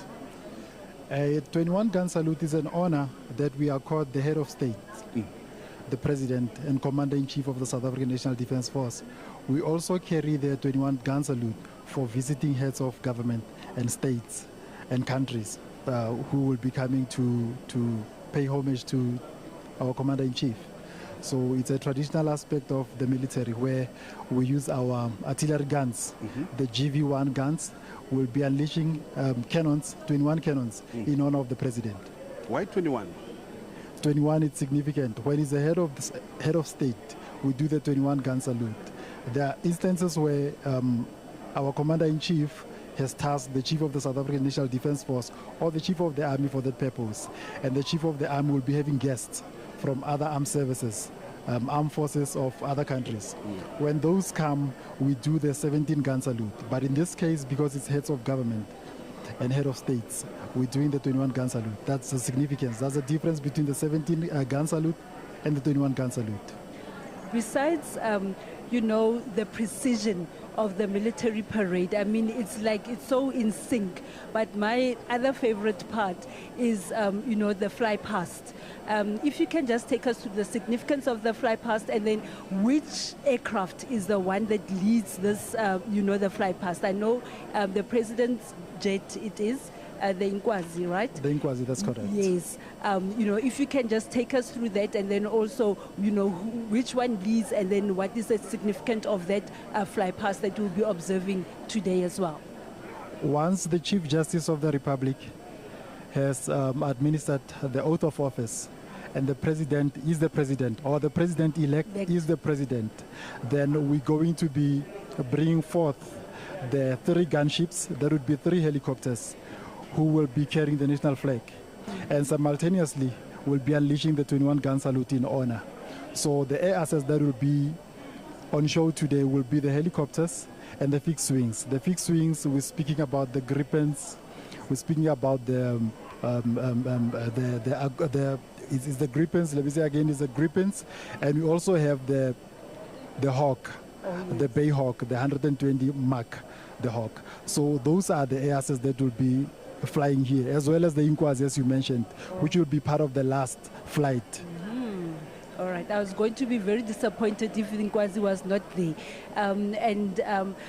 What other ceremonial or military proceedings or processes are we going to see over and above the ones that we've mentioned that we know of? Okay. Over and above what we touched on, we'll also be having the marching columns. The marching columns are the marching troops, or the marching soldiers, as you'd call them. The precision guys. The precision drill guys. That would be from the SA Army until the last service, the South African Military Health Service. We also have the guys in green. I don't know if you've seen them. Yes. The National Ceremonial Guard. Those are the presidential guards. Those are the ones that are going to be standing in front of the presidential podium and rendering the salute. When they render the salute, we'll also be having these gunships with the flag and the 21 gun salute. Okay. Now, over the last few days, there's been some rehearsals in terms of what the Air Force will be performing today. I've also seen some smaller aircraft that's more colorful. Some come out with smoke. Which ones are those, and what role do they play? Are those ceremonial aircraft? Those are the aircrafts that we have in our inventory, old aircrafts. Yes. Yeah. They are still in tip-top shape. They are still flying. Currently, you'll see the CASA formation. The CASA formation will be having those little bears that we spoke about. Yes. Those are the PC-7, the Pilatus, Astra. They do aerobatics. They do beautiful maneuvers in the sky. So they're giving you a show to see the capabilities of our pilots. All right. Great. So that's actually to have South Africans see and believe that we are indeed capable, and we are actually ready for any eventuality, because sometimes when we are not at war, people think that maybe the aircraft are sitting somewhere and we are not even sure if they're working or not. So this is a moment where we are able to showcase our capability as a country, isn't it? That's correct. There's something, a motto in the Air Force. They say we free the eagle. So today you'll see air power excellence, where you have your fighter aircraft flying. That would be the Sub Gripen that we have coming from Makado Air Force Base in the Great North, from the Fortress of the North, or Fighter Town. We also have the Bay Hawk, the Hawk, British Aerospace Hawk, that we customize in South Africa for our purposes. Over and above that, we have the Lynx. That is the Super Lynx that is used by the Maritime Force, the South African Navy. We also have the Rayfalk. The Rayfalk, if you know the top of the range, state-of-the-art helicopters, you understand the air battle space, you understand that the Rayfalk helicopter is one of the best in the world. And it's Daniel manufactured. It's a sovereign equipment that has been made here for South African purposes. And it's very, maybe vicious if you like, potent weapon that we use from the Air Force side. I heard you mention that the Gripens are based at AFB Makado. Take us through this convention of placing different aircraft in different AFBs. And maybe just take us the AFBs that you have and the type of aircraft that you keep there. Okay. You understand our checkered history as South Africans? Yes. We had the Great North. Yes. Understanding that in the Great North, the previous regime used to think there's a great threat coming from the Great North. But the strategy that was, I think, applied was to say, towards our northern border, we have aircrafts that would be able to safeguard our borders in that side. There would be your Gripens. As we speak, we have 2 squadrons that are flying the fighter aircraft, the Gripens, as well as the 85 Combat Flying Year School that are flying the Hawk. So we train our elements on the Hawks. Once they are provisioned with the Hawk, we move them over to the Gripens for fighting. I'm told the president has arrived and will be making his way to the podium. I think we'll switch on to that live feed. Right.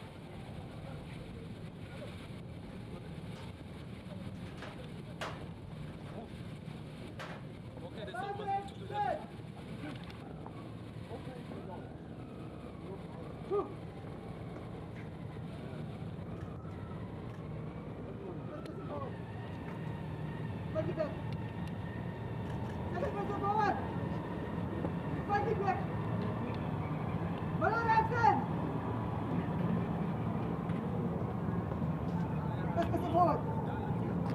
Second person forward. Third person forward. Raise ball up. With all your hands, stand.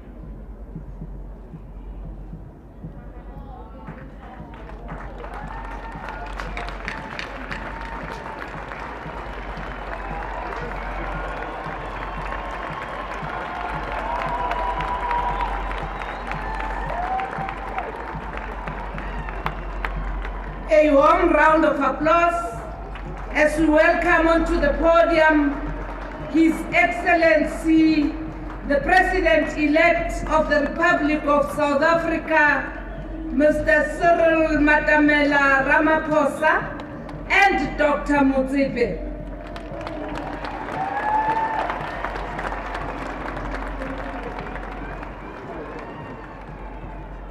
Mr. President-elect, distinguished guests, we now invite the Chaplain General to commence with the interfaith prayers, and we plead with everybody to please cooperate and join us in the interfaith prayers. Chaplain General, Brigadier General Thabo Musweu.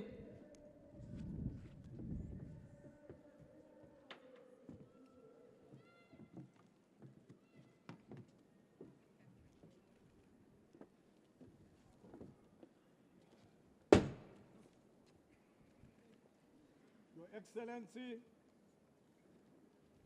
President-elect, or Commander-in-Chief, good morning, sir.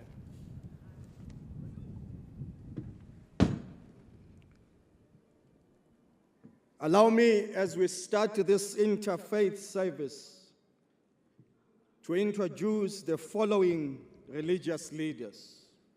Archbishop Thabo Makgoba, President of South African Council of Churches, representing the Christians. Pundita Dr. Nuthan Maharaj, South African Hindu Mahasabha. Shaikh Riyad Fatah, the President of the Muslim Judicial Council. Chief Rabbi Dr. Warren Goldstein, representing South African Jewish Board of Deputies. Injoli, Dr. Nogzola Mdende, Ikamaku Institute, African Traditional Religion.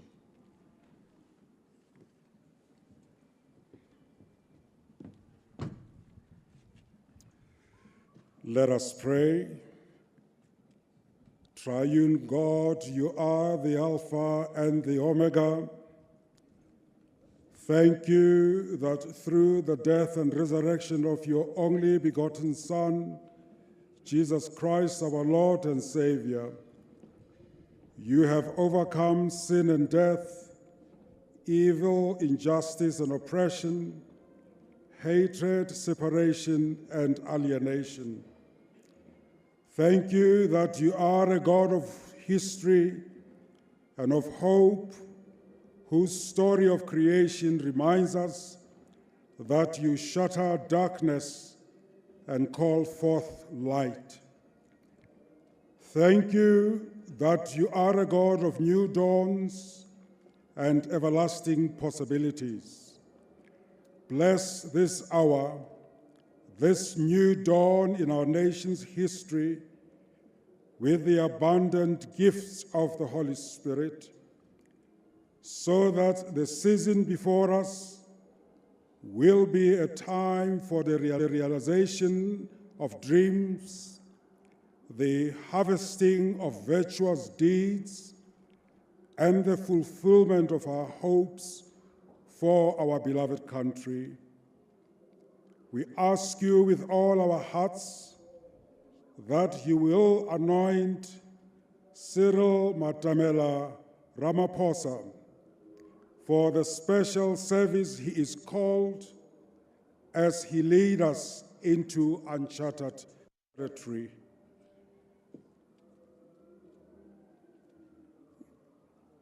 We pray that he and all those that he will gather around himself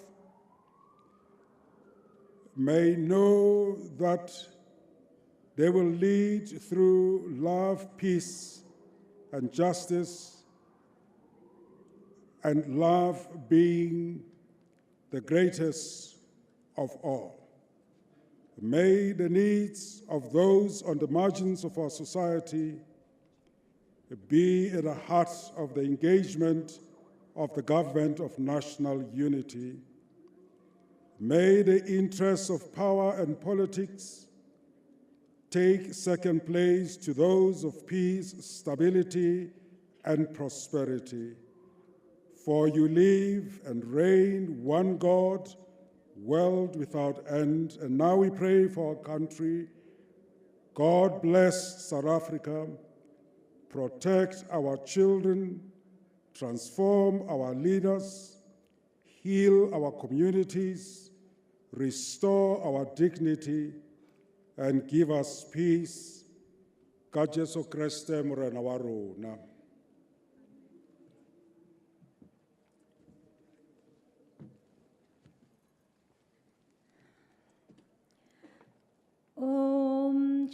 गणेशाय नमः।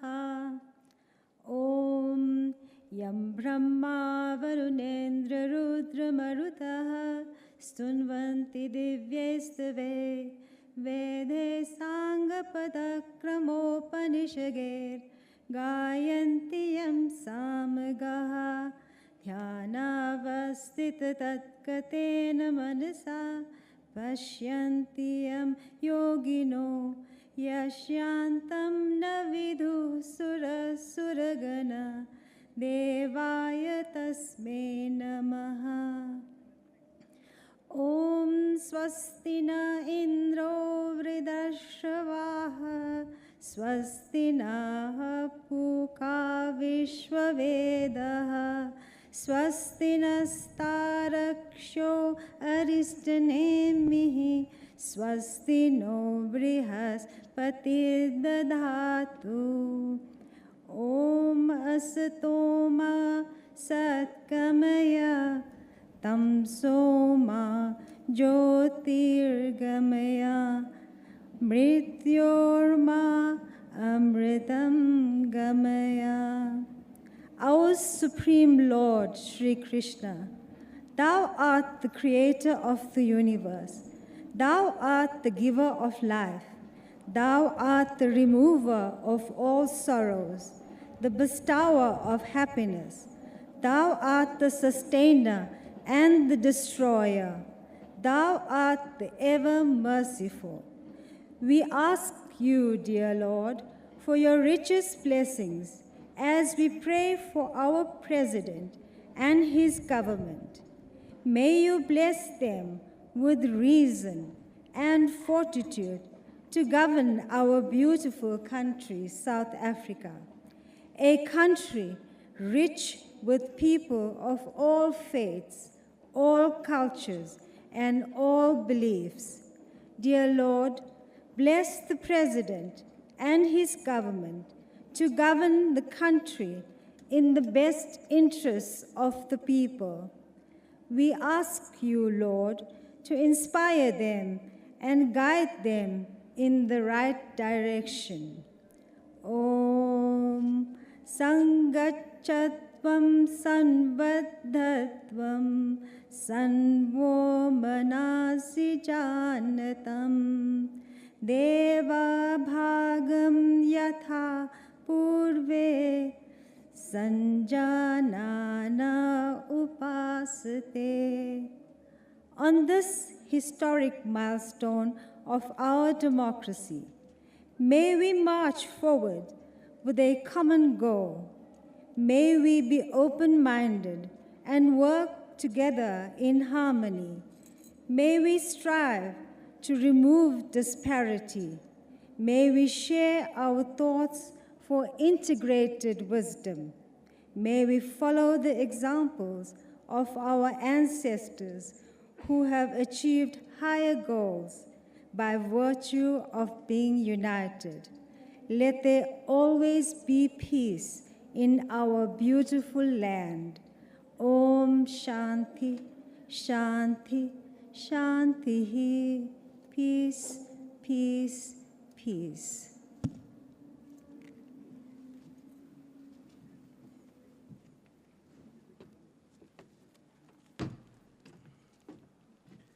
السلام عليكم ورحمة الله تعالى وبركاته. بسم الله الرحمن الرحيم.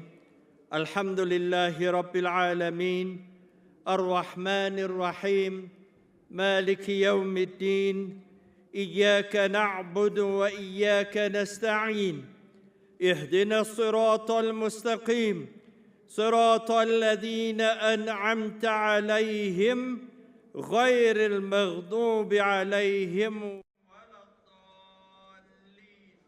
In the name of Allah, the entirely merciful, the especially merciful. Praise is due to Allah, Lord of the worlds, the entirely merciful, the especially merciful, sovereign of the day of recompense. It is you we worship and you we ask for help. Guide us to the straight path, the path of those upon whom you have bestowed favor. Not of those who have evoked your anger اللهم جنب وطننا الفتن ما ظهر منها وما بطن.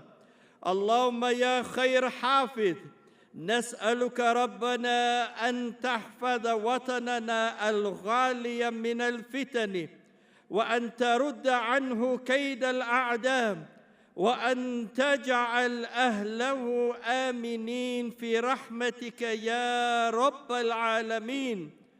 نسألك يا رب أن تحفظ هذا البلد من شر الفتن، وأن تجمع شمل شعبه، وأن تؤيدهم بنصر من عندك يا رب العالمين. O God Almighty, spare our country from temptations, whether apparent or hidden. O God, O Almighty, the best protector, we ask you, our Lord, to protect our precious homeland from temptations, to repel the plots of enemies from it, and to make its people safe in your mercy. O Lord of the worlds, we ask you, O Lord, to protect this country from the evil of temptations, to unite its people, and to support them with victory from you. لا يكلف الله نفسا إلا وسعها، لها ما كسبت وعليها ما اكتسبت. ربنا لا تؤاخذنا إن نسينا أو أخطأنا، ربنا ولا تحمل علينا إصرا كما حملت على الذين من قبلنا، ربنا ولا تحملنا ما لا طاقة لنا به، واعف عنا واغفر لنا وارحمنا أنت مولانا فانصرنا على القوم الكافرين. God Almighty does not charge a soul except with that which is within its capacity. It will have the consequence of what good it has gained, and it will bear the consequence of what evil it has turned. Our Lord, do not impose blame upon us if we have forgotten or erred. Our Lord, lay not burden on us a burden like that which you laid upon those before us. Our Lord, and burden us not with that which we have no ability to bear. And pardon us, and forgive us, and have mercy upon us. You are our protector. O God Almighty, grant our country blessings, and make it a place of justice and goodness. Make us a united and loving people. Our President, Mr. President, and the government of national unity, may God Almighty grant you guidance. May you lead our country based on human rights, dignity, justice, and equality for all of God's creation. O God Almighty, bless South Africa, our land.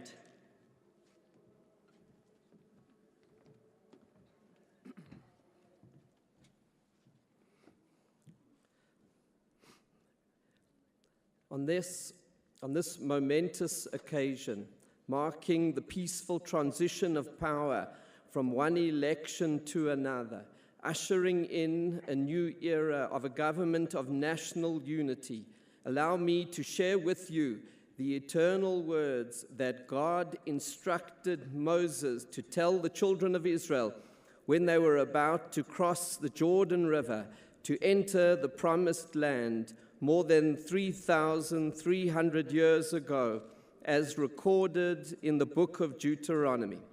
I call on heaven and earth to give testimony today that I have placed before you life and death, blessing and curse, and you shall choose life in order that you and your children may live, to love the Lord your God, to listen to his voice, and to cleave to him. For he is your life and the length of your days, to dwell upon the land that God has promised to your fathers, to Abraham, to Isaac, and to Jacob, to give to them. O Lord, bless this bold new endeavor of the government of national unity, to follow in your ways, to choose life as they administer state hospitals and medical services to heal our people, to choose life as they administer the security forces to protect our people, a decent, law-abiding, God-fearing nation of heroes, to choose blessing as they administer the schools of the nation to empower our children with the prospects of a life of abundance, to choose blessing as they seek to encourage investment, grow the economy, and create jobs, banishing the devastation of unemployment, to choose blessing as God promised to Abraham in the book of Genesis, I will bless those who bless you, and those who curse you will I curse. Inspire all the members of the Government of National Unity to live by the calling of great leadership described by the Talmud, I give you not power but service, and to lead by the highest of ideals that it calls for the sake of heaven, for a higher cause, for the greater good, to create a peaceful and prosperous South Africa. Lord, guide us all to fulfill our sacred role as your partners in creation, to help one another, to be kind and compassionate, to protect the vulnerable and uplift the poor, to empower every human being to fulfill their God-given potential, to prosper and realize their dreams. O Lord, bless South Africa and all her people, and indeed all of humanity, that we may all merit to see the fulfillment of your promise of the final redemption delivered by the prophet Isaiah when he said, in your name, for from Zion will teaching go forth, and the word of God from Jerusalem. And the nations shall beat their swords into plowshares and their spears into pruning hooks. Nation will not lift up sword against nation, and neither will they learn war anymore. And as it says in the book of Psalms, a song of ascents, when God will return the captives of Zion, we will be like dreamers. Then our mouth will be filled with laughter and our tongue with glad song. Allow me to conclude with the ancient priestly blessings that were recited every day in the temple in Jerusalem until it was destroyed, with the Western Wall the only remnant of its once glorious precincts, blessings that have been said in our synagogues ever since, as recorded in the book of Numbers. Yevarechecha Adonai v'yishmerecha. May the Lord bless you and keep you. May he shine his countenance towards you and be gracious to you. May he turn his countenance towards you, v'yasem lecha shalom, and grant you peace. May this be his will, and let us say Amen.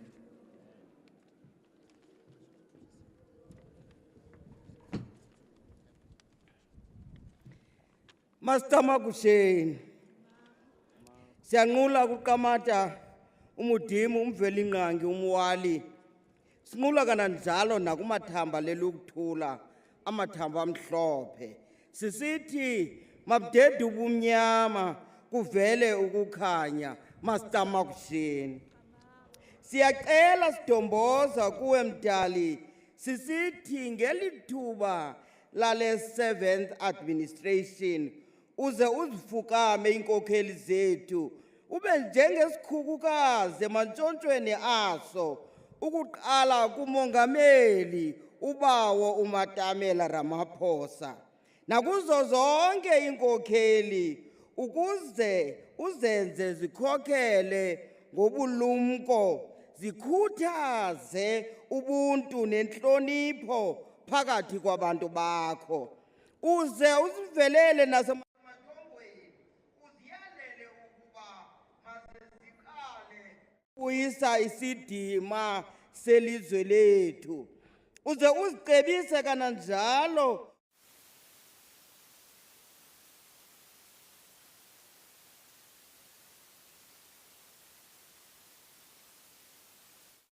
esizibona sirhangwe zizo umhla nezolo ubomi bomuntu omdalileyo qamata butshintshile buxakile kwezimini namhlanje zizandyondyo zemvula ezidala izikhukhula ezitshabalalisayo inkanyamba nenkqwithelo zibetha zibuyelela kulahleka imiphefumlo engenatyala konakele phina kanene siyangxengxeza zihlambulule iinkokheli zethu ukuze zilawule ngobulumko nangenyani kuzobuyela intlonipho kandalashe intlonipho yokhokho bethu ndiyanqula ndiyathandaza xa ndisenje njalo namhlanje sixakwe zizigebenga ngapha nazo ziyakhuphisana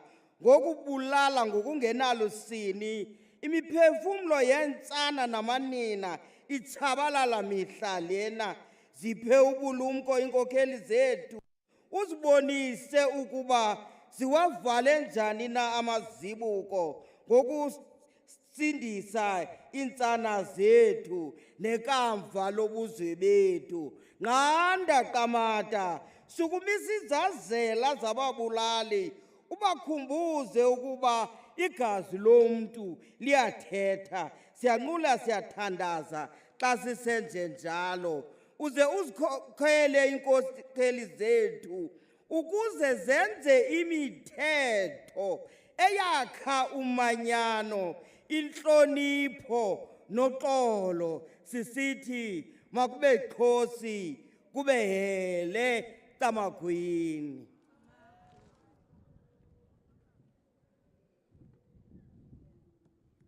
In the book of 1 Kings, chapter 3, 7-8, Solomon says, "Now, O Lord, my Lord, you have made me king instead of my father David.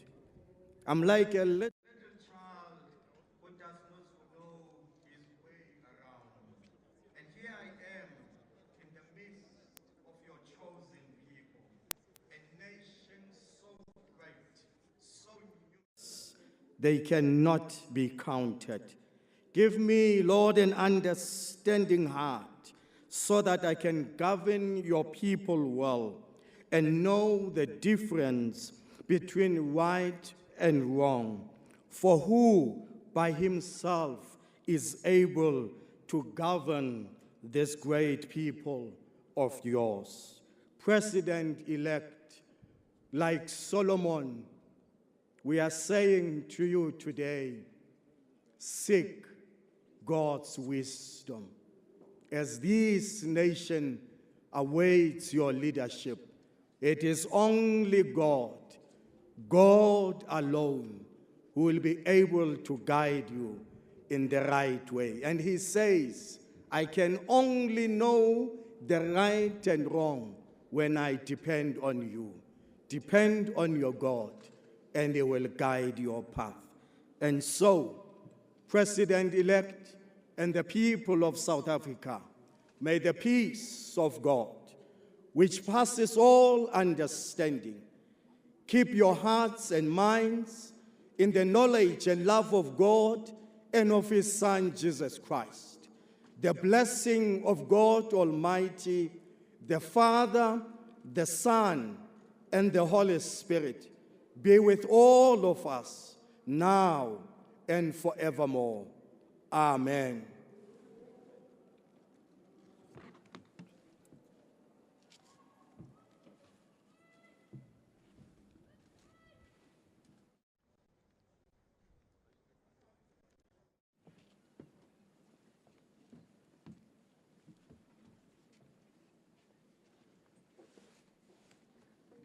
Your Majesties, Excellencies, distinguished guests, ladies and gentlemen, we thank Brigadier General Thabo Musweu, and all the leaders who have led the interfaith prayers. It is now my honor to invite the Chief Justice of the Republic of South Africa to administer the oath of office of the President. Honorable Chief Justice.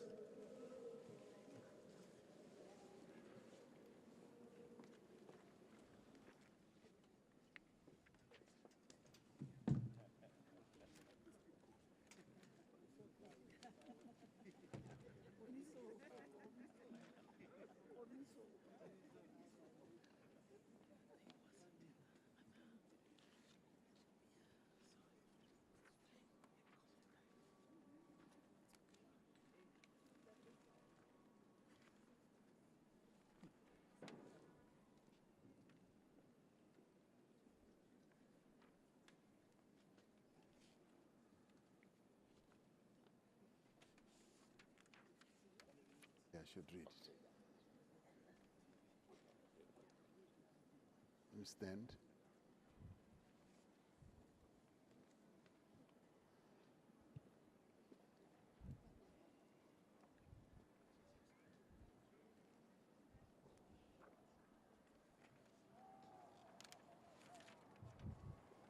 Mr. President, do you confirm that you are familiar with the prescribed oath? Yes, I am familiar with the prescribed oath. Do you have any objection to taking the prescribed oath? I have no objection in taking the prescribed oath. Will you consider the oath binding on your conscience once taken? Yes, I consider the oath binding on my conscience once taken. Yes.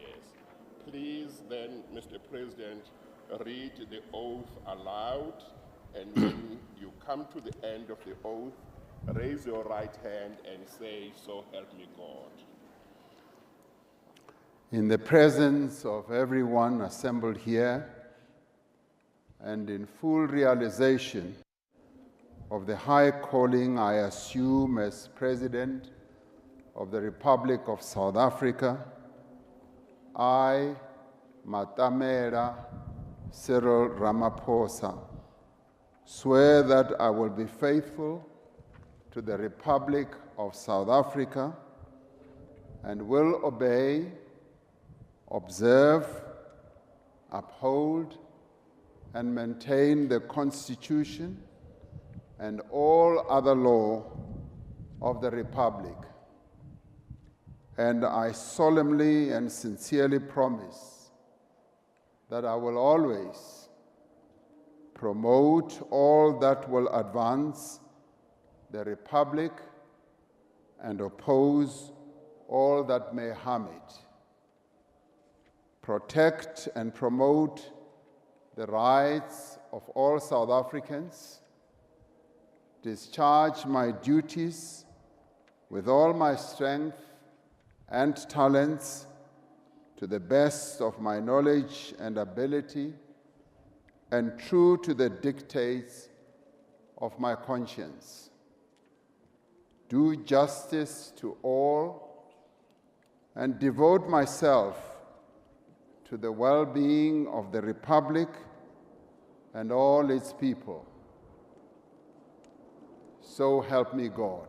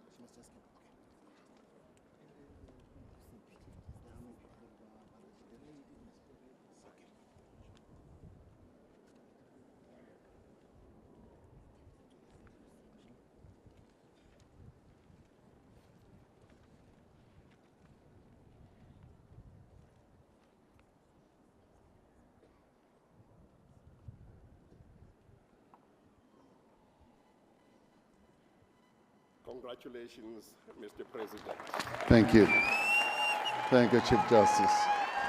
Your Majesties, Excellencies, ladies and gentlemen, the President-elect has been duly sworn in.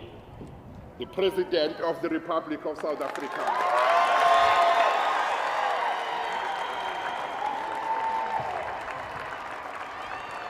Thank you.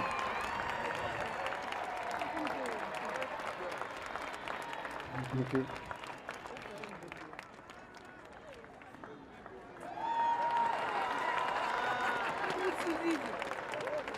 That's so nice.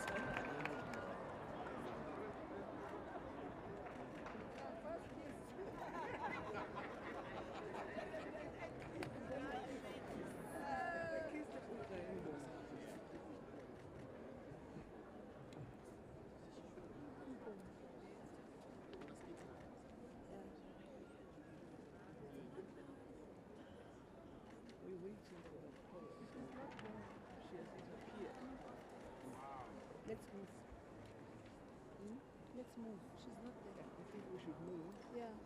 So, should I announce the anthem or Yeah. will you? You announce them.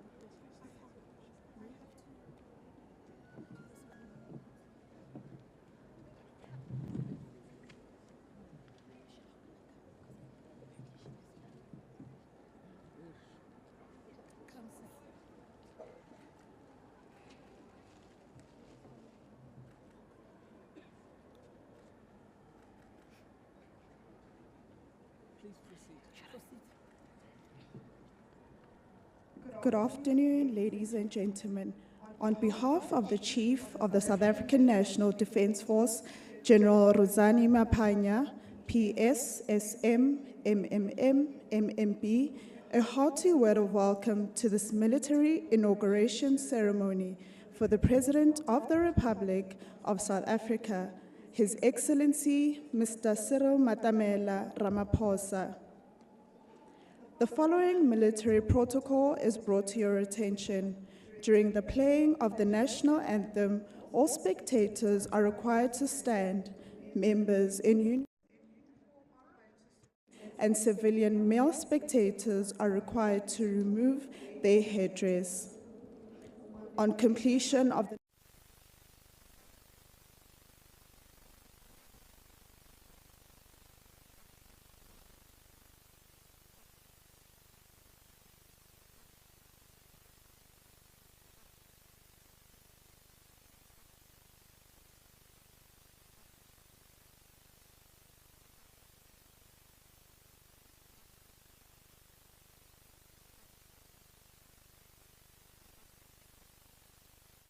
Thank you.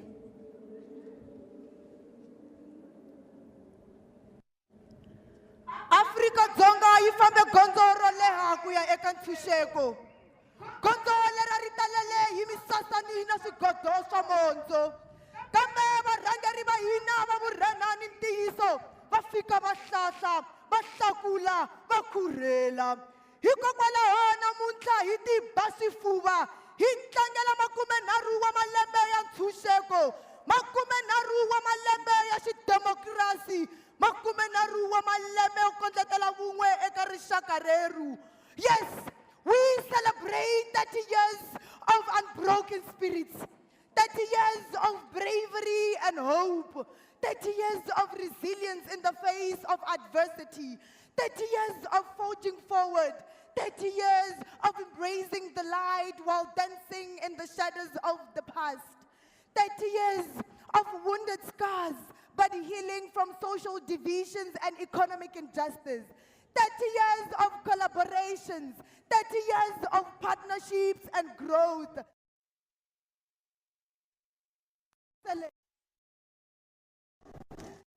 Eka yindlukulu ya Afrika Dzonga, ku ta veka ximfumo murhangeri wa Afrika Dzonga, my president, President Cyril Matamela Ramaphosa. Ndzi ri halala eka wena nhenha ya tinhenha, ku vangama ka wena ka hlamarisa, u vangama ku kota xirimela, u vangama bya miseve ya dyambu, vangama u vangamela Afrika Dzonga. ndzi ri halala eka wena nhenha ya tinhenha wena mukhomi wa nanga mubiwa xinari dlozi ra madzolonga ri pfuluka wena murhangeri wa vurhenani ntiyiso makomba ndlela leyinene masusa ndlala wa ndleka vusiku ni nhlekani ndzi ri ndlandlamuka hi laha ku nga heriki kula u ringana na ndlopfu halala presidente halala halala presidente halala gondzo leri u ri fambeke a ri vanga ro olova u lalukile mahlaluko u lwile ni swihendli ni swikokovi kambe u yima u ku dziri bya ntshava ya mayima yo xema rhwala golidi yi dzenengela u lota mabanga ya miehleketo ya karhi ya byotlhela wa fezi hi rhangele wena president voningela tiko ra wena u hi nyika ntshembo eka vantshwa loko a ri mina ntombi ya mutsonga n'waxambulama ku twa madyafula ri la tsundzuka n'wana hi ku heta ndzi ku tlhavela ntsolo ehansi ndzi ba mandla ndzi vuyelela ndzi ku ndza ku losa halala presidente halala teka Afrika-Dzonga u yi veka emanembenembeni Afrika-Dzonga South Africa Saint Africa, Africa Burwa, Africa Chipembe, Iningizimu Africa, the birthplace of human cultures, cultures of Banaba Malo Wasibilo, cultures of humble people, cultures of resilient warriors, Abantu Basezulwini, Amabutoga Zulu, cultures of strong people. Bavenda babika na ive ibila vidva bavenda basare. Oh, cultures of banabantari etu amilosa president hirangeleni xikwembu xi mi endla hi tintswalo halala Cyril Ramaphosa halala kula president kula Landamuka, President Landamuka.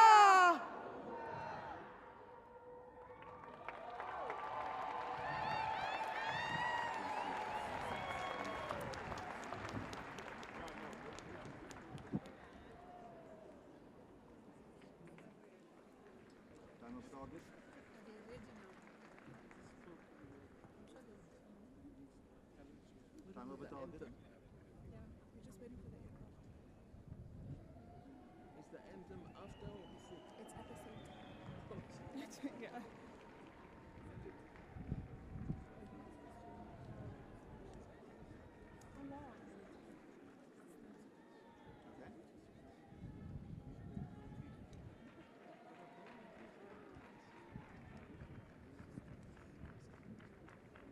Okay, so you're done with the time of the target.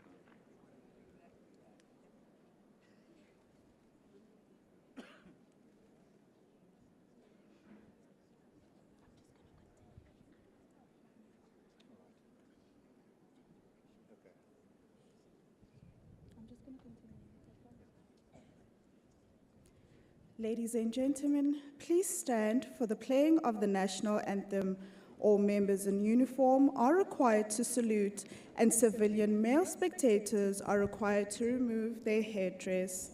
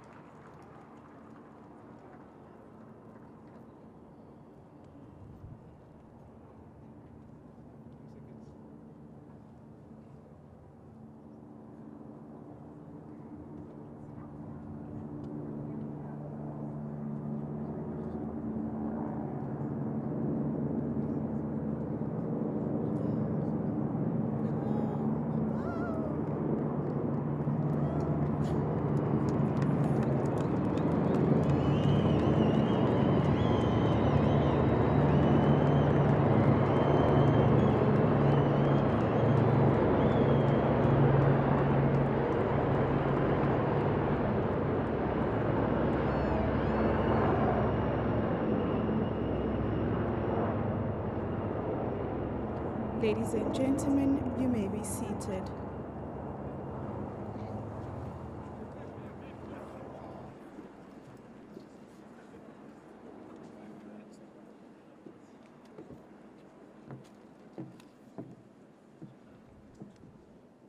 Excellencies, Majesties, distinguished guests, ladies and gentlemen, it is my pleasure and privilege to invite the President of the Republic of South Africa to address us.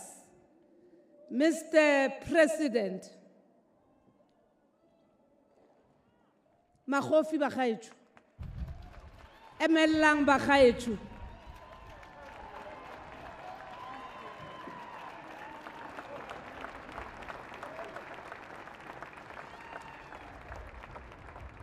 Thank you. Let us be seated, please. Program directors, Your Majesties, our kings and queens, Your Excellencies, heads of state and government, former President Thabo Mbeki and Mrs. Mbeki, former President Kgalema Motlanthe and Mrs. Motlanthe, former Deputy President David Mabuza, former Deputy President Baleka Mbete, former President Phumzile Mlambo Ngcuka, all former heads of state and government assembled here, distinguished representatives of representative countries and all international organizations, the Speaker and Deputy Speaker of the National Assembly, the Chairperson and Deputy Chairperson of the National Council of Provinces, the Chief Justice of the Republic of South Africa, and members of the judiciary, premiers, MECs, and mayors, members of parliament, leaders of political parties, religious and traditional leaders, ambassadors, and high commissioners, veterans of our struggle, distinguished guests, members of the military command, General Ruzani Maphanya, General Fani Masemola, the Commissioner of Police, fellow South Africans. Today we gather under the vast, high-felled, slightly hot sky at the seat of our government, the Union Buildings, to witness before all South Africans, accompanied by our honored guests, heads of state and government from various parts of our continent and from far afield from a number of countries, to observe a fundamental right of our democracy. In our brilliant diversity as South Africans, we gather to affirm our solemn conviction that this country belongs to all who live in it, as articulated in the Freedom Charter almost 70 years ago.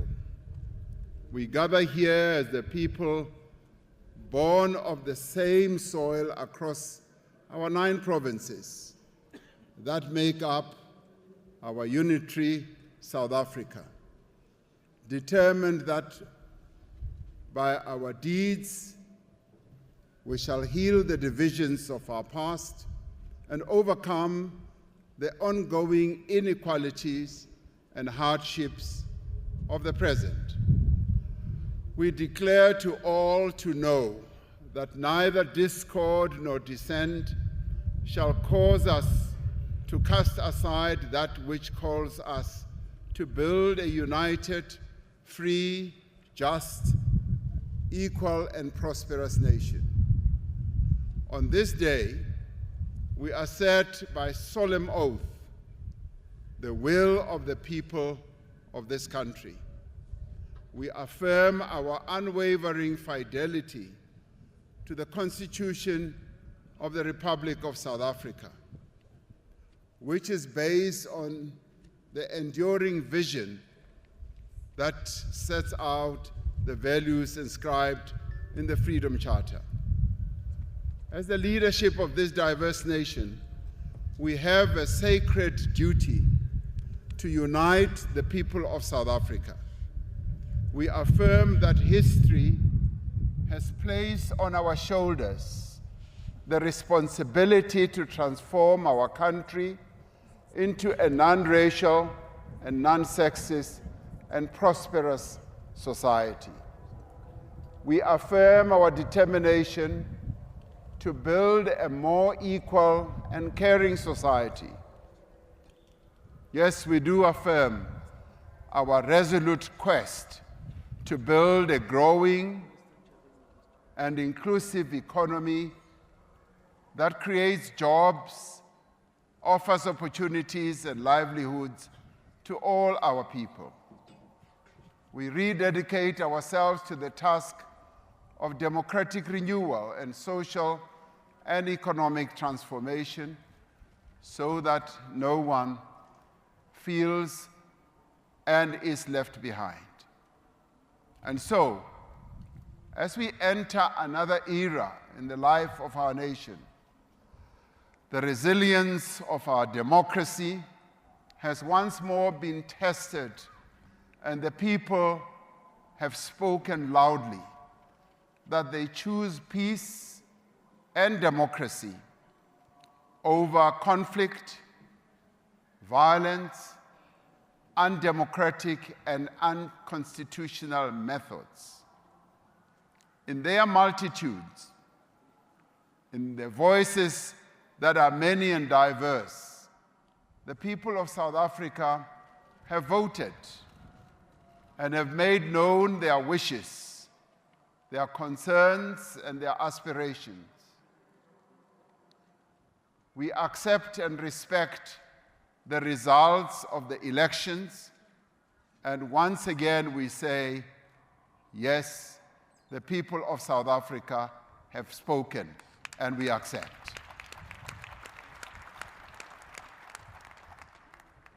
Their will shall be done without any doubt or any question. The voters of South Africa did not give any single political party the full mandate to govern our country alone. They have directed us to work together to address their plight and realize their aspirations. They have expressed their appreciation of the progress in many areas of their lives over the past 30 years of democracy. They have also been unequivocal in expressing their disappointment and disapproval of our performance in some of the areas in which we have failed them. They want a transformed, growing, and inclusive economy that creates jobs for millions of job seekers and offer business opportunities to entrepreneurs in our nation, women, men, young and old. The people have been clear about what they want. They want a South Africa in which all may find shelter in our democratic constitution and may find protection in our courts. They have described a country in which all may rise above the circumstances of their birth, nurtured by loving families, aided by a caring state, and empowered by initiative, will, and hard work. Through their votes, they have made clear that they want the basic necessities of a life that is comfortable, happy, healthy, and secure. Through their votes, they asserted that they want enough food to eat, water that is clean, affordable electricity that is available at all times. They want decent homes that keep out the wind, the rain, and the cold. They want well-maintained roads and street lights that work. The people of South Africa have asked no more than to be properly cared for when they are sick. They want the young people of our country to be taught well, for the elderly to be cared for, and for those without work to work. The people of South Africa have spoken about the land they want to farm, about the businesses they want to run, about the things and products they want to make, about the skills they want to learn. They have spoken of their desire to be safe in their homes, on the streets, in their cities, in their villages, and on their farms. The people have demanded an end to the theft of public funds and the capture of the state. Above all, the people of South Africa have stressed that they are impatient with political bickering and the endless blame game amongst politicians and political parties. They want us to put their needs and aspirations first, and they want us to work together for the sake of our country. Today, I stand before you as your humble servant to say that we have heard you. As the President of the Republic of South Africa, I will work with everyone to reach out and work with every political party and sector that is willing to contribute to finding solutions to the challenges our country faces as we transition to a new decade of freedom. 30 years have passed since we turned our back on racial tyranny and embraced an open and democratic society. We've made great strides in building a new society that is founded on strong democratic institutions and universal freedoms. We have built a transformed public service, an independent judiciary, a competitive electoral system, a sophisticated economy, a vibrant and free media, and a robust civil society. And yet, despite this progress, our society remains deeply unequal and highly polarized. There are toxic cleavages of an incipient social fragmentation that can only turn into instability. The lines drawn by our history and our past, between black and white, between men and women, between suburbs and townships, between urban and rural, between the wealthy and the poor, remain still deeply etched in our landscape. In places, these lines may have faded, but they have not disappeared. We are citizens of one country, and yet we occupy different worlds, separated by high walls and great distances. We are divided between those who have jobs and those who do not work, between those who have the means to build and enjoy a comfortable life and those who do not. And so today, my fellow South Africans, is no ordinary day. It is a moment of fundamental consequence in the life of our nation. It is a moment when we must choose to either move forward together or risk losing all we have built.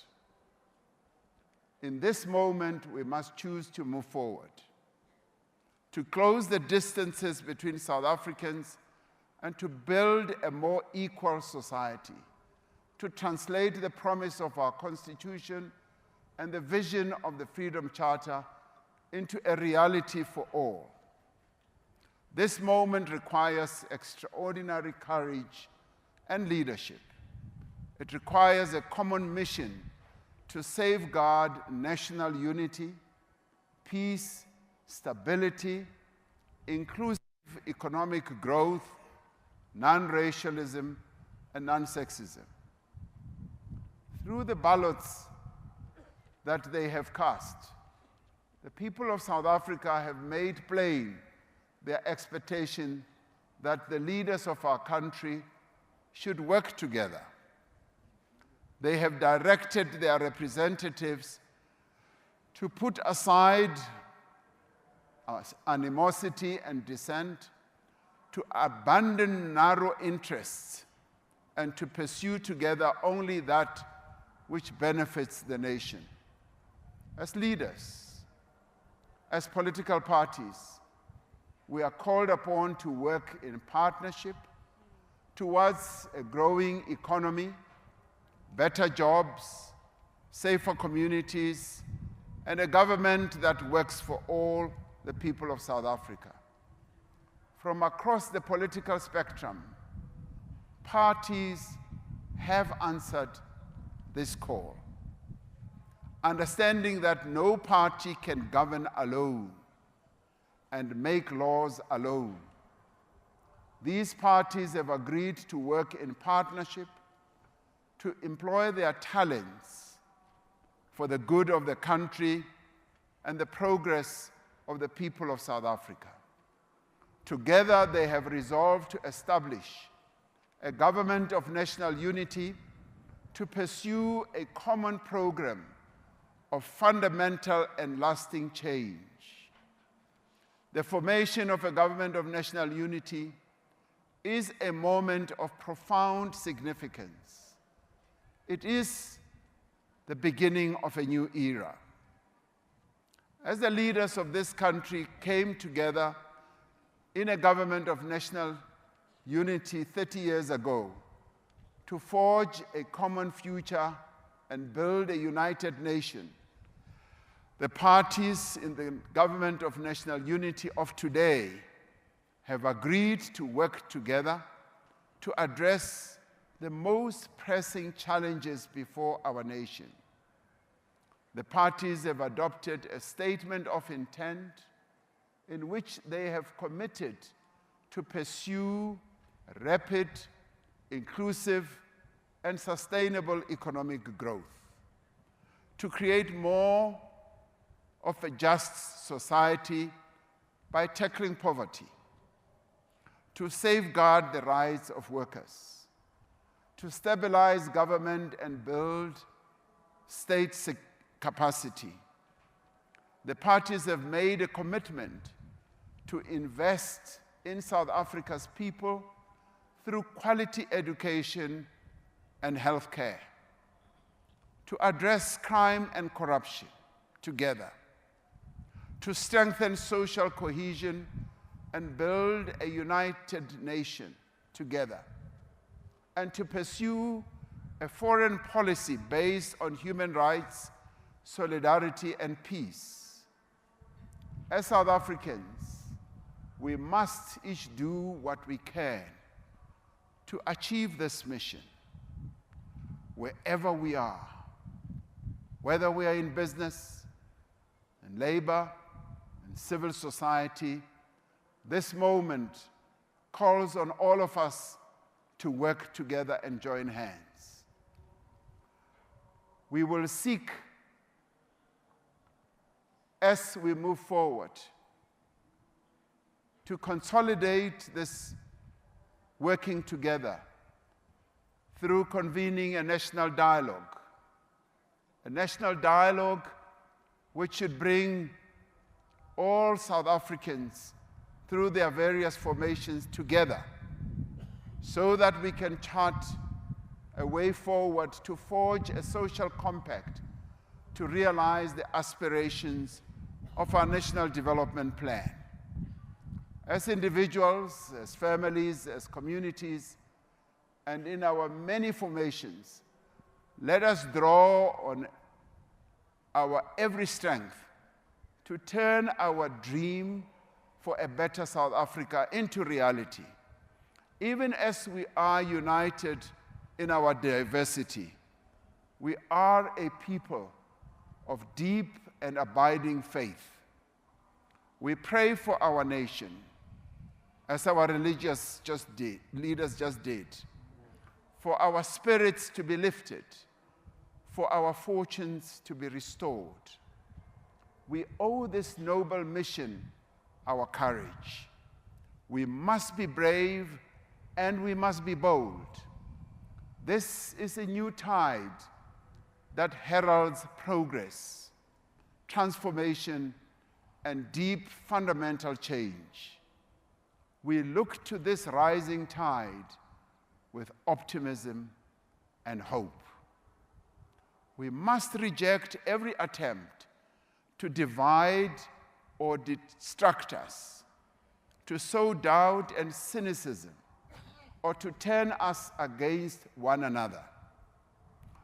Those who seek to stand in our way, those who seek to inflame tensions in our country, will not succeed because South Africans are resolute.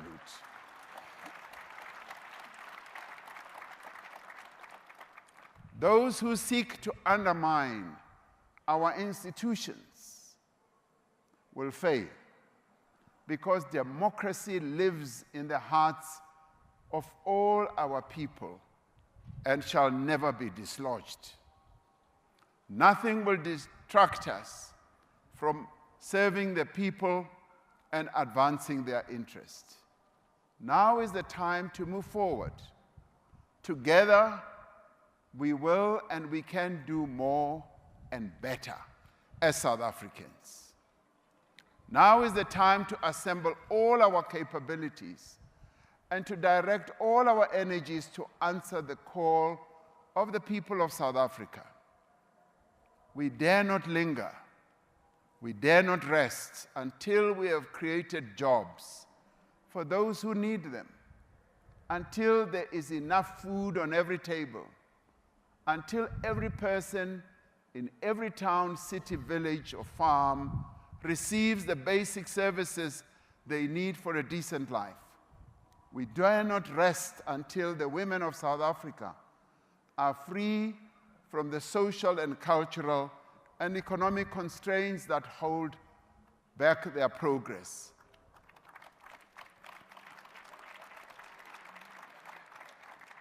We cannot rest until the young people of our country get jobs and can see progress in their own lives.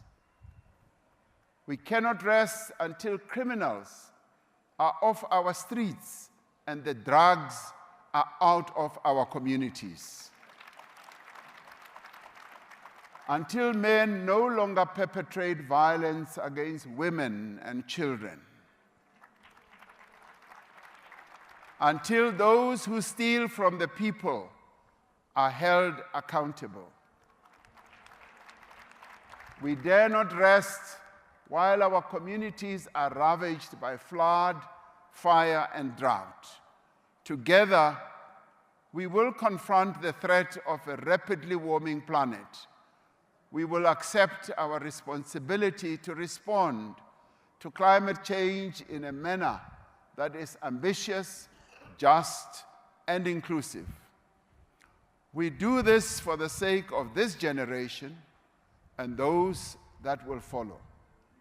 We will build a government that is capable and honest. Together we will work to promote multilateralism for a fairer and more just and more equal, compassionate world, founded on solidarity and universal human rights. We will join hands with our brothers and sisters across our beloved region here in SADC, our beloved continent of Africa, to find peace, to achieve stability, to advance development through the African Continental Free Trade Area, through the construction of roads, rail lines, factories, and power stations. Africa will embark on a new age of production and commerce. Today, I make a solemn commitment to be a president for all South Africans, not of some South Africans. To defend our Constitution and to protect our democracy. To work with all those who share the dream of a better life for all. To care for the poor, the vulnerable, and to support all those who are in need. And to make our country stronger, more resilient, more equal, and more united. This is the dream that the poet Sandile Dikeni describes in his work called Love Poem for My Country. My country is for health and wealth, he says. See the blue of the sky, and beneath the jewels of fish, deep under the bowels of soil. Hear the golden voice of a miner's praise for my country. My country is for unity. Feel the millions. See their passion. Their hands are joined together, and there is hope in their eyes. On this day, our hands are joined together. We are united as South Africans. We are full of hope. Let us carry this hope to permeate throughout our nation so that everyone can join hands to build the South Africa of our dreams. God bless South Africa and protect its people. Nkosi sikelela iAfrika, Morena buluka sichaba sa Yesu, God sien South Africa, Modzemu patuchedza Afrika Chipembe. Osi katekisa Afrika. Chief Justice, I thank you.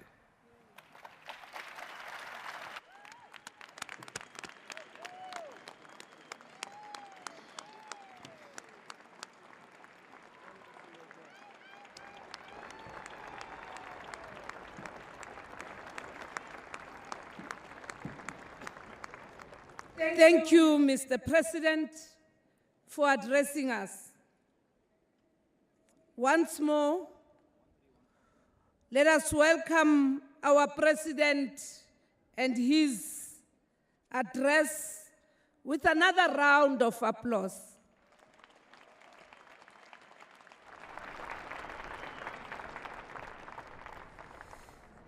Mr. President, I now invite you to observe the mass flypast.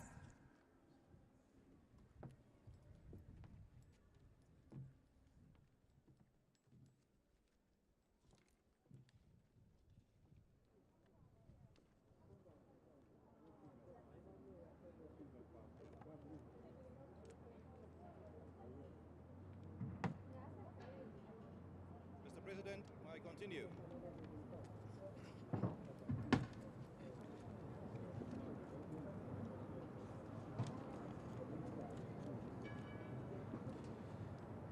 Our President, His Excellency Mr. Cyril Ramaphosa, ladies and gentlemen, distinguished guests. Under the command, direction and auspices of the Chief of the South African Air Force, Lieutenant General Wiseman S. Mbambo, MMPSCJ, myself, Lieutenant Colonel Andre Vollenhoven, will be your flypast and air display commentator in honor of the Presidential Inauguration 2024. The complement of aircraft of the South African Air Force will form part of the flypast, and air display is represented by various squadrons around the country, serving within the borders of the South African Air Force, contained by various bases strategically located around the Republic of South Africa.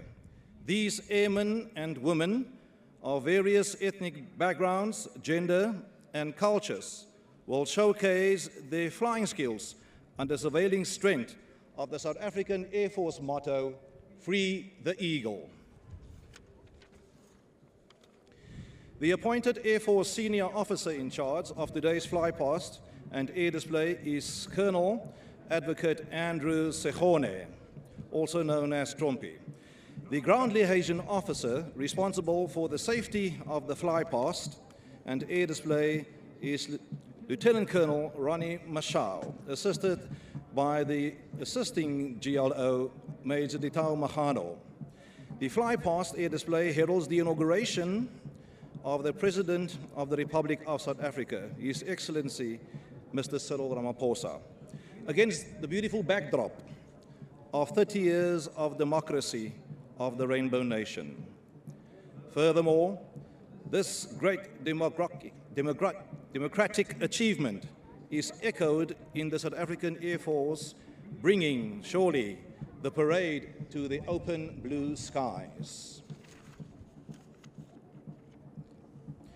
It is the mandate of the South African Air Force as an arm of service within the South African National Defence Force to protect the Republic from air assaults or make it impossible for any opposing air force to provide attacking ground forces with air support, thereby establishing air superiority, maintaining the sovereignty of the Republic of South Africa.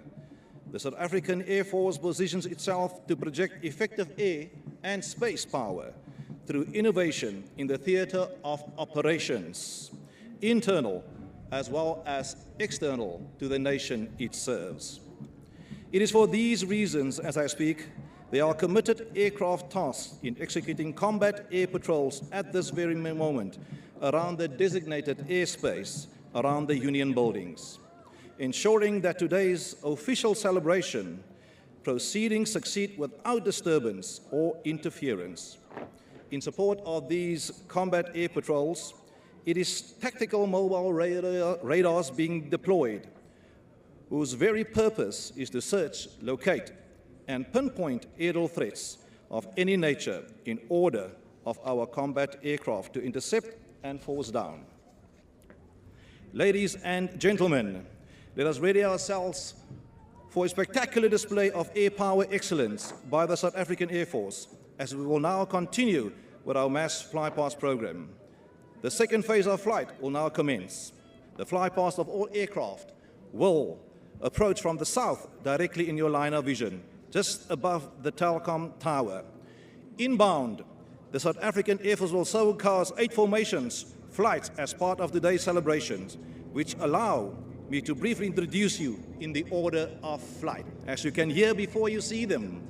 First in line will the helicopter diamond formation, executed by 4 light utility helicopters, which is 2 Augusta A109s in the lead and the rear, respectively, and the 2 Kawasaki BK117s.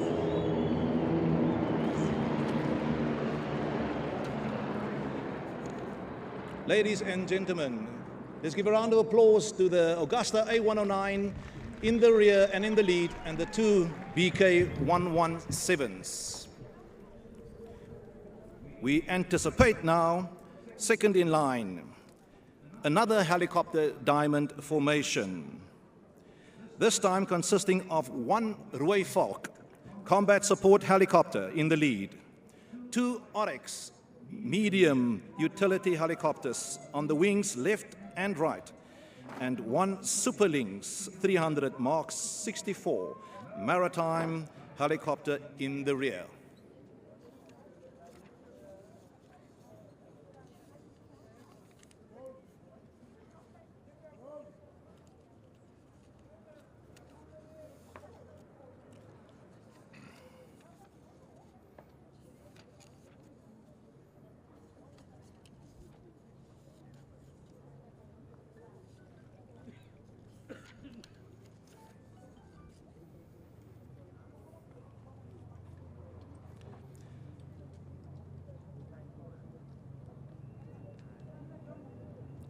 That first roar in the skies that you hear is the beautiful sound of the Roy Falk Combat Support Helicopter in the lead, flown by Lieutenant Colonel Mutlahane,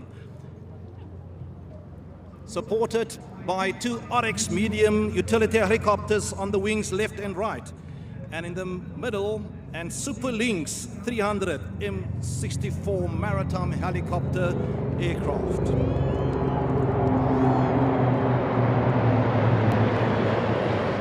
Ladies and gentlemen, let's hear it for the Roy Falk, the BK-117, and the Super Lynx maritime patrol aircraft.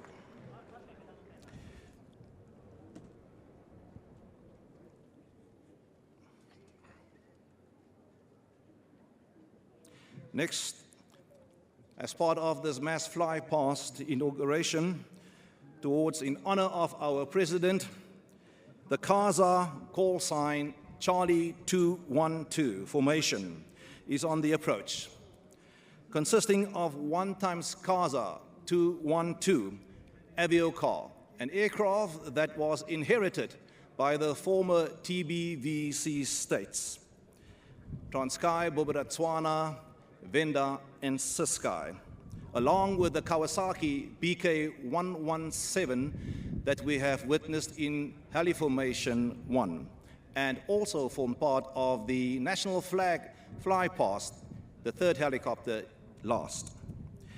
This Charlie 212 formation will be the lead aircrafter, and the pilot, Aircraft Commander Major Humpo Matebe, call sign Boss, will be accompanied and assisting him by the co-pilot, Major Mandisa Mfeka.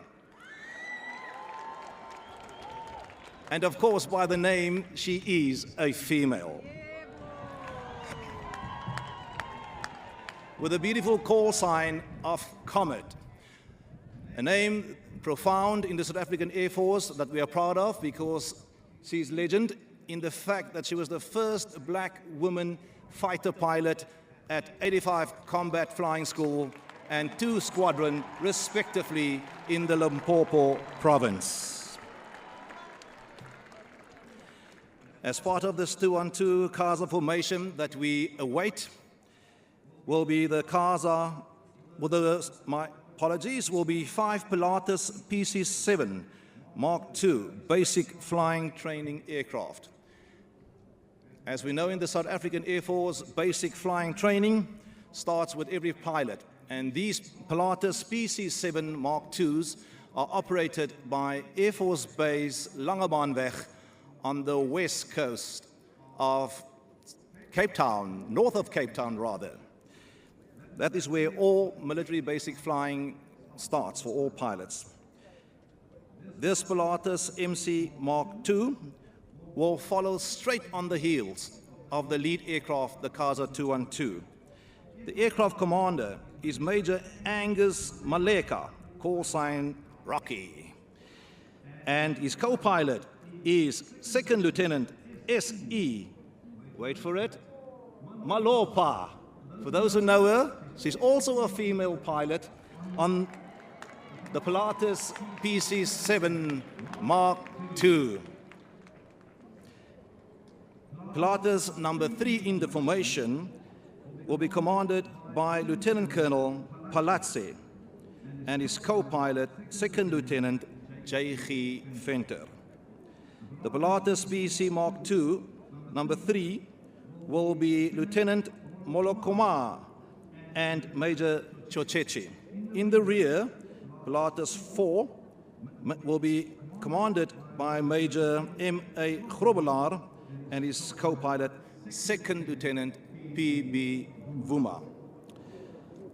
The aircraft commander for Pilatus number 5 in the formation, in the rear right of the lead aircraft, is Major Marule, co-pilot, Second Lieutenant M.E. Lebelo. Ladies and gentlemen, CASA formation.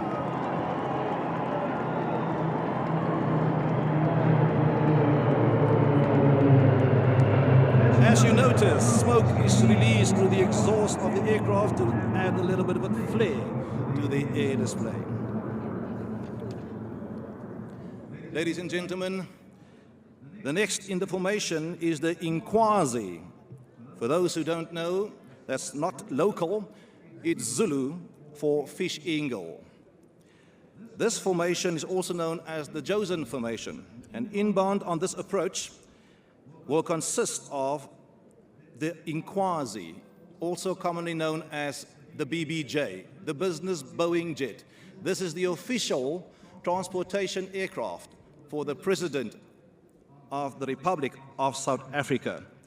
Accompanied will be a Falcon 50 on the left, a Falcon 50 on the right, and a Falcon 900 in the rear. This is a first for the South African Air Force to have 21 squadrons, VVIP squadron, in formation.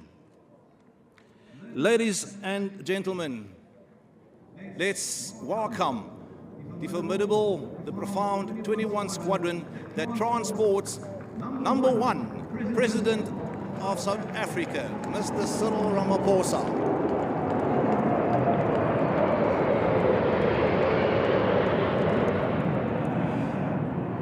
Whilst we await the arrival of the Top Gun, which will be very quick, as you can imagine, something of note is that earlier this year, President Cyril Ramaphosa received 2,000 flying hours in the BBJ since his first presidential inauguration in 2019, for which he has received a good gold commemoration certificate from 21 Squadron. The next in line as part of our mass flypast is the Top Gun of the South African Air Force, the Gripen and the Hawk formation. This formation consists of 2 Gripens advanced in the lead and in the rear, and the rest is the Hawks.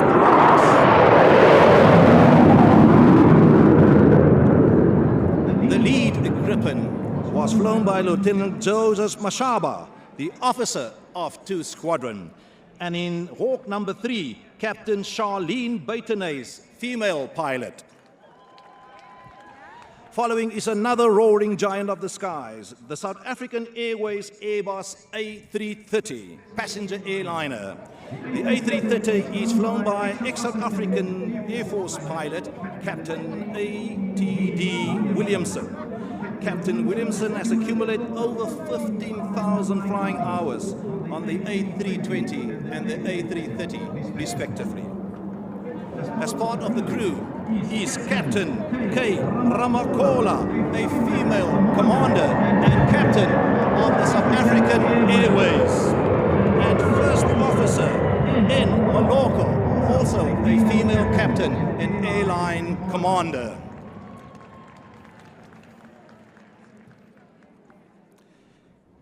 Ladies and gentlemen, things have been going quite quickly, but prepare yourself for what is to come, what we would like to call a duet, an aerial dance. And this next air display, for your enjoyment, is the penultimate air display, which will be in the form of the duet, as I explained, the aerial waltz, between 2 Kawasaki BK-117s, also aircraft that we inherited from the ex-TBVC states. They are both light utility helicopters, and it promises to be a nail-biting display.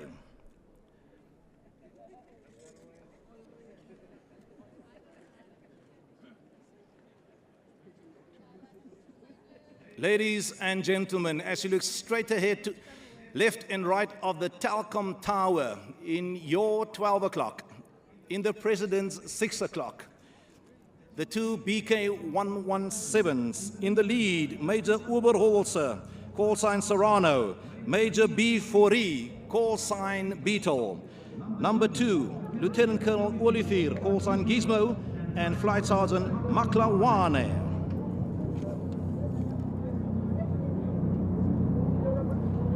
As they approach, they will fly what is known at the moment as a dual wing over. Beautifully executed with precision. Steep turn to the left and right with a downward pitch. as they prepare themselves and reposition for the next aerial maneuver, which is known as Humpty on the center. By the word Humpty, we can all think for ourselves to the little rhyme, Humpty Dumpty sat on the wall. And that's exactly what these two BK117s will perform as they approach towards your line of view. Humpty Dumpty on the center. And the beautiful BK117s in the dive.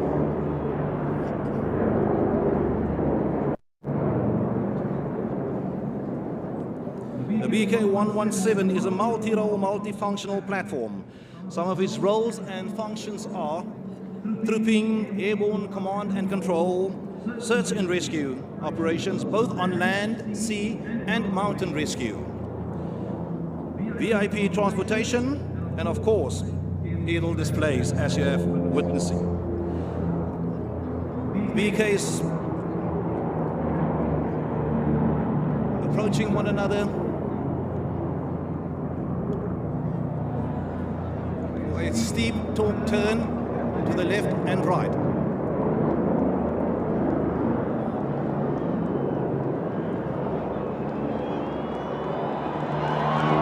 What a beautiful display of the BK117 with precision of the expert flying skills of these pilots.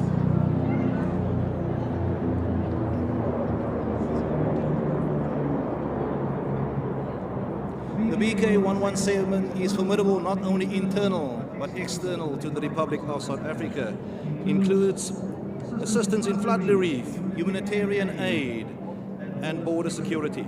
Combined police operations in crime prevention operations. Cooperation with National Sea Rescue Institutes and also assisting in mountain rescue. Call-outs as they are also affiliated with the Mountain Rescue Clubs of South Africa. They are operated by Air Force Station Port Elizabeth in Gqeberha, 15th Squadron Charlie Flight.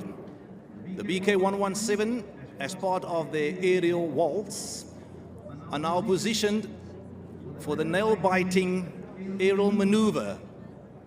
I will not spoil it for you. You will witness it for yourself.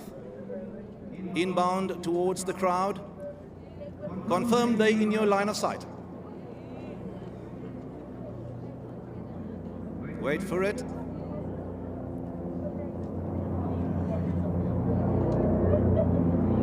Wait for it. There we go! That is aerial flying tactics at its best, and we give a thanks to the BK117 commanders for what that maneuver was known as the switchblade maneuver.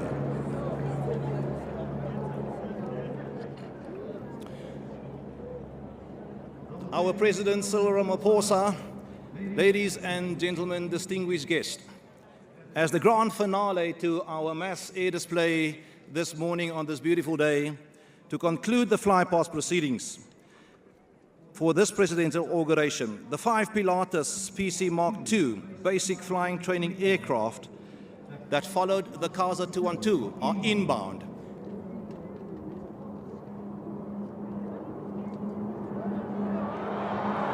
The maneuver executed by the PC Mark IIs is known as the fan brake.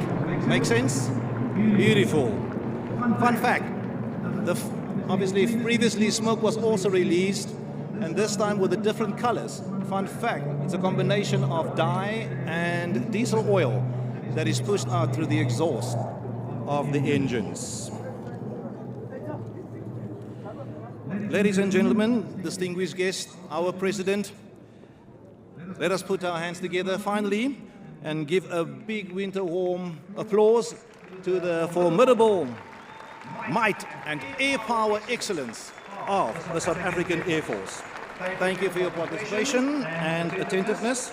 I trust you have thoroughly enjoyed the air power display, and this now concludes the South African Air Force's flying and capability demonstrations in honor of the Presidential Inauguration 2024. I thank you.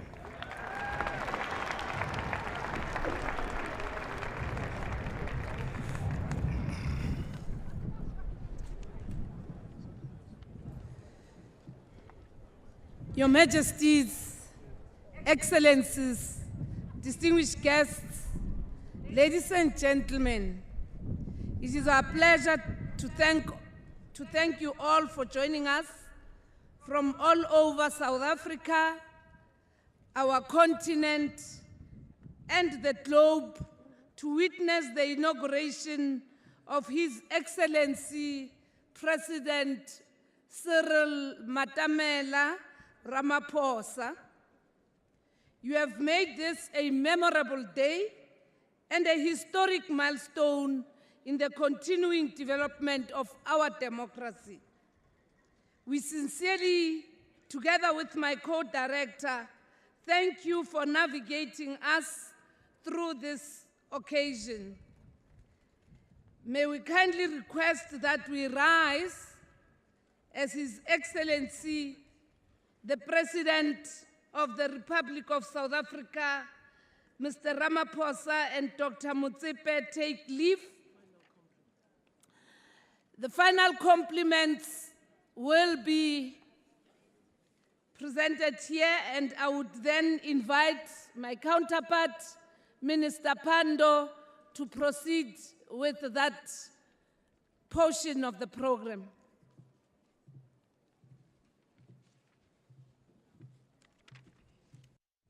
Thank you very much, Co-Program Director, DSG Mokonyane. The President will now receive the final compliments before we have the formal departure. Mr. President, I unfortunately ask you to pause your greetings and to return to your seat in order to receive the final compliments, which will include the national anthem. I request all our guests to remain standing for the final compliments.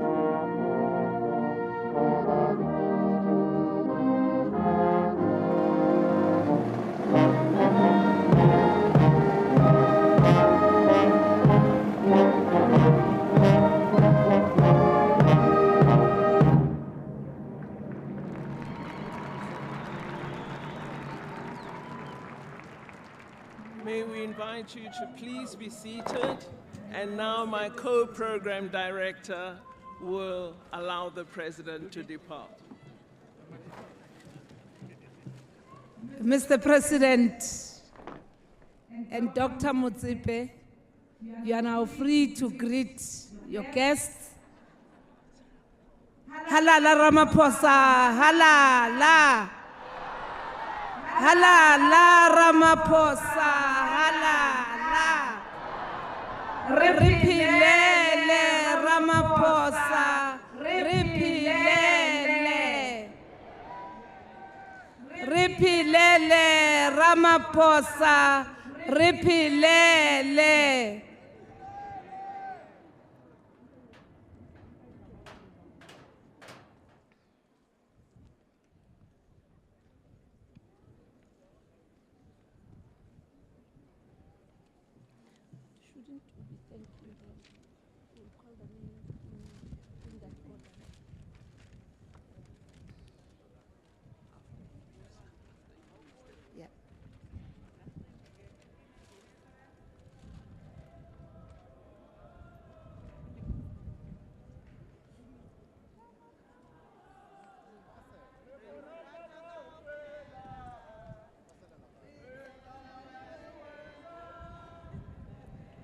Molo, molo, molo.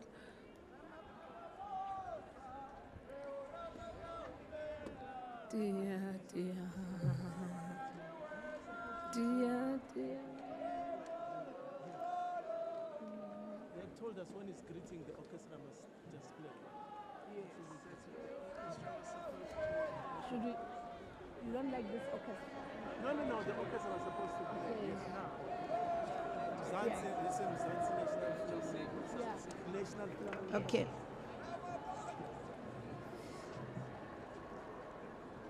I now invite the Mzansi National Philharmonic Orchestra to render us an item as the President take leave.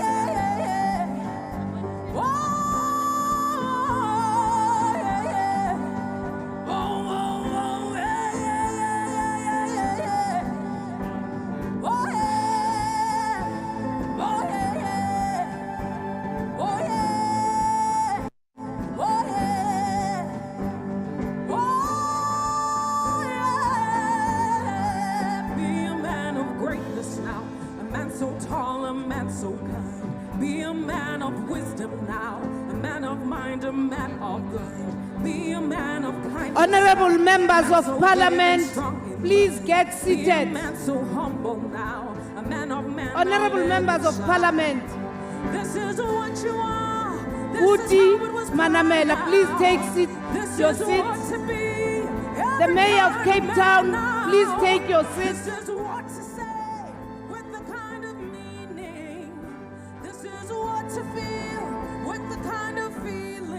The national chair of the ANC, please take your seat.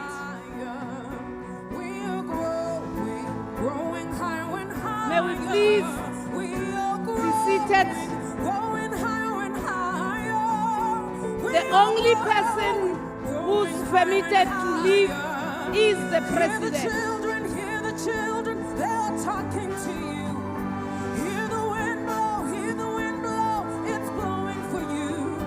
See the grass grow, it whispers his name. Hear the fire blow, his heart is the flame.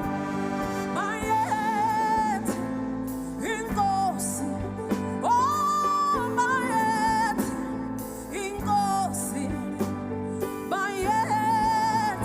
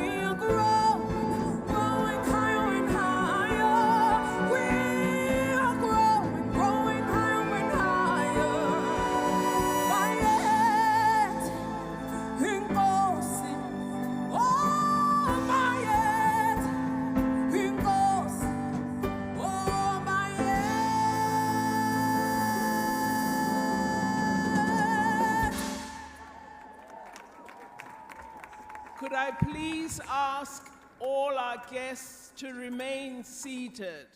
The only persons that will leave at this time will be as announced by the program directors. If all of us stand up, we're going to cause a stampede and confusion with respect to the transport that has been arranged. So would you please allow us to continue to direct the program so that we have an orderly conclusion to our proceedings. Our president is still greeting his guests. I'm sure that that will end in a moment. We shall then, in an orderly manner, invite the heads of state in order to leave.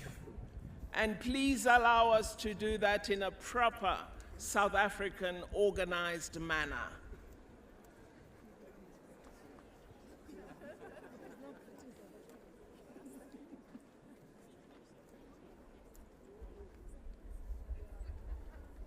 Mr. President, I respectfully request you to depart.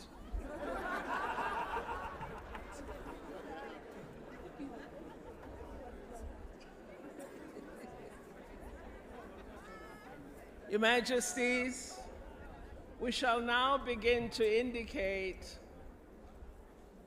the departure procedure for our distinguished heads of state and government so that they might take their leave. And we shall do this in the orderly manner in which we addressed the arrival of all our distinguished guests. And since we don't have stampedes in South Africa, this will be orderly. We therefore begin by inviting the heads of state and government to take their leave in the following order of departure. I invite the Chief Justice, Raymond Zondo, and Mrs. Zondo to move to the departure point.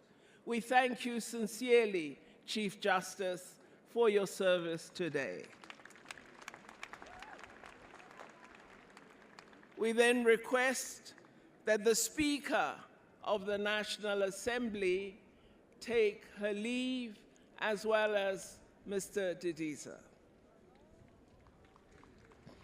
We then invite that the Speaker should be followed by the Honorable Chairperson of the National Council of Provinces.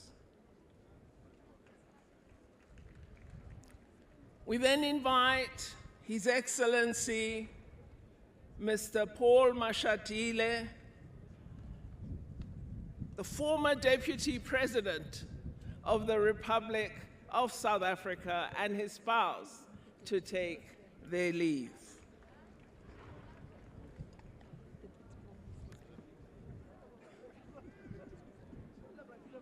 We then invite His Excellency, the former President of the Republic of South Africa, and his spouse, Mr.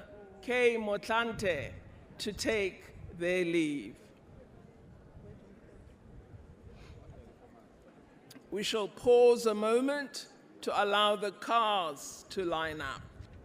And even in that moment, we do not stand and stampede.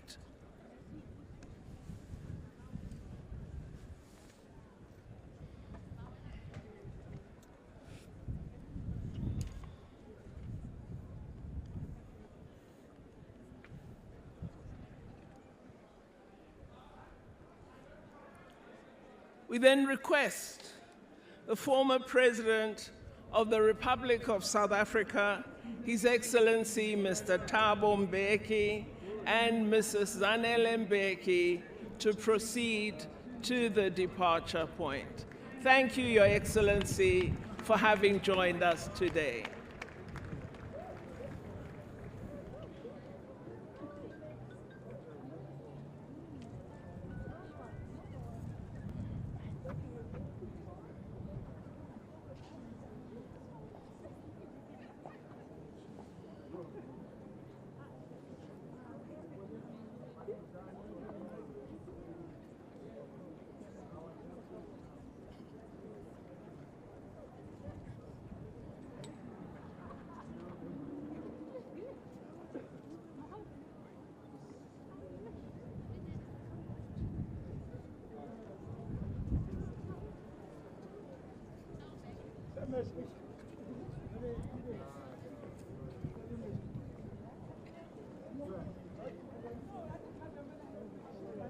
I think the Mzansi Philharmonic Orchestra can continue entertaining us with sublime notes.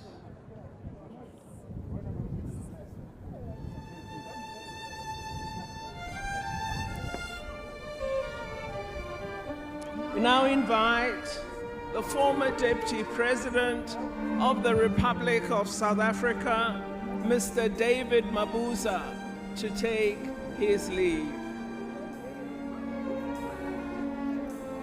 Thank you, Deputy President, for having joined us today.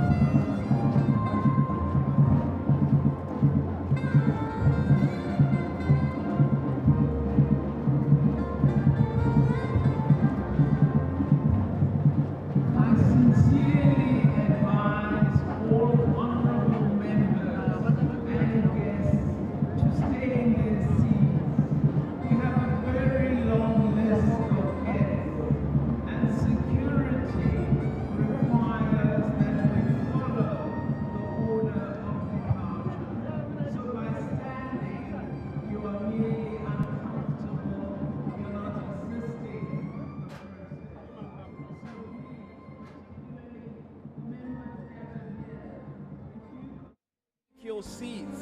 You're not going to leave any faster by standing.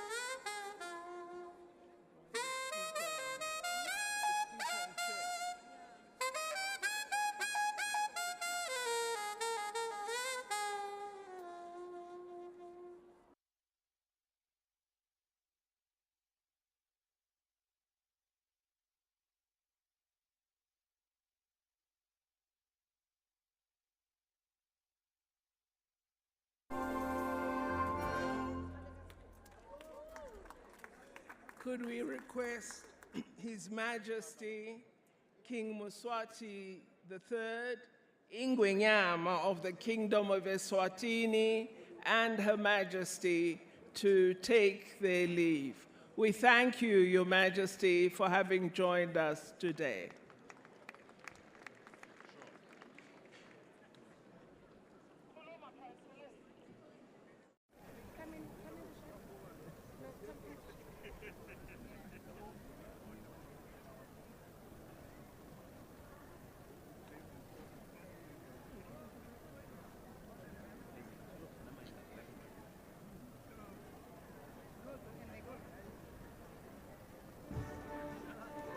Good day once again. We'd like to welcome you back as we're closing the Presidential Inauguration 2024.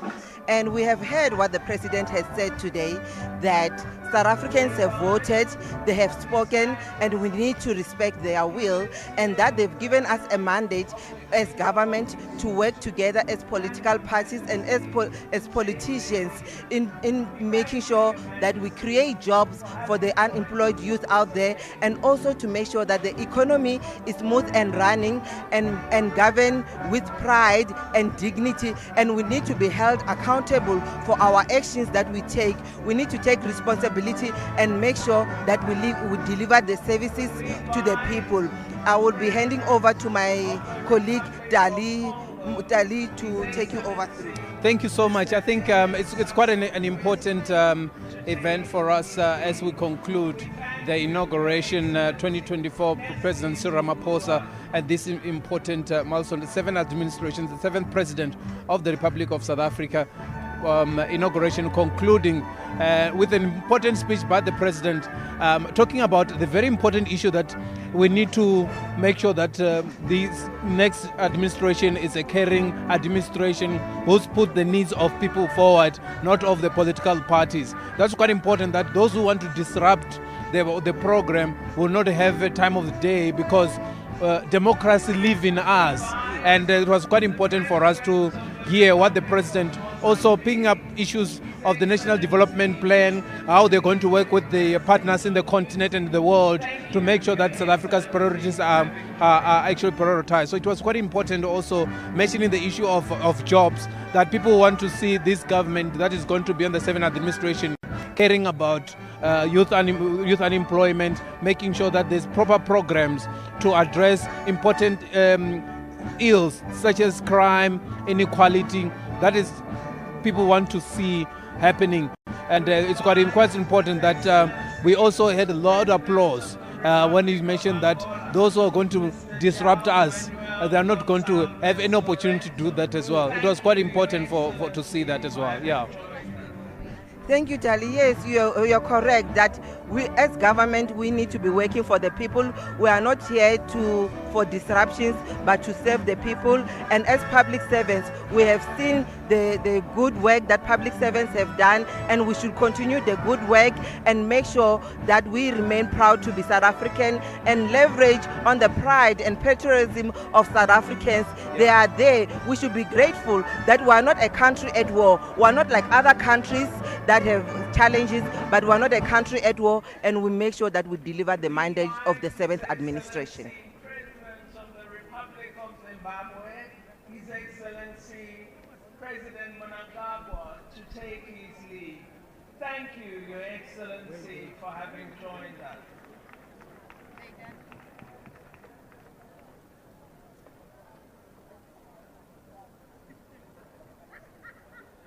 Could we invite the President of the Democratic Republic of Congo, His Excellency President Felix Tshisekedi, to take his leave.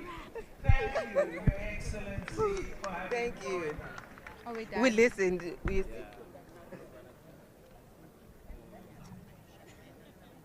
see, I listened because we must wait for you to give us.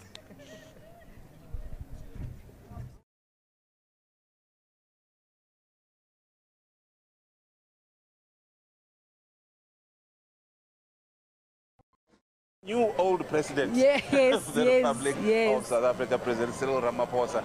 And I think he also spoke to the nation, and he says to the nation, we'll have a national dialogue after this, wherein we'll come to you, we'll explain to you what this government of national unity is and how it will work. So I think it's a good start in the new administration to say, let's go back to the people. The people gave us a mandate by voting. Now we go back to them and say, this is how we're going to lead. Yes, and that's the right thing to do.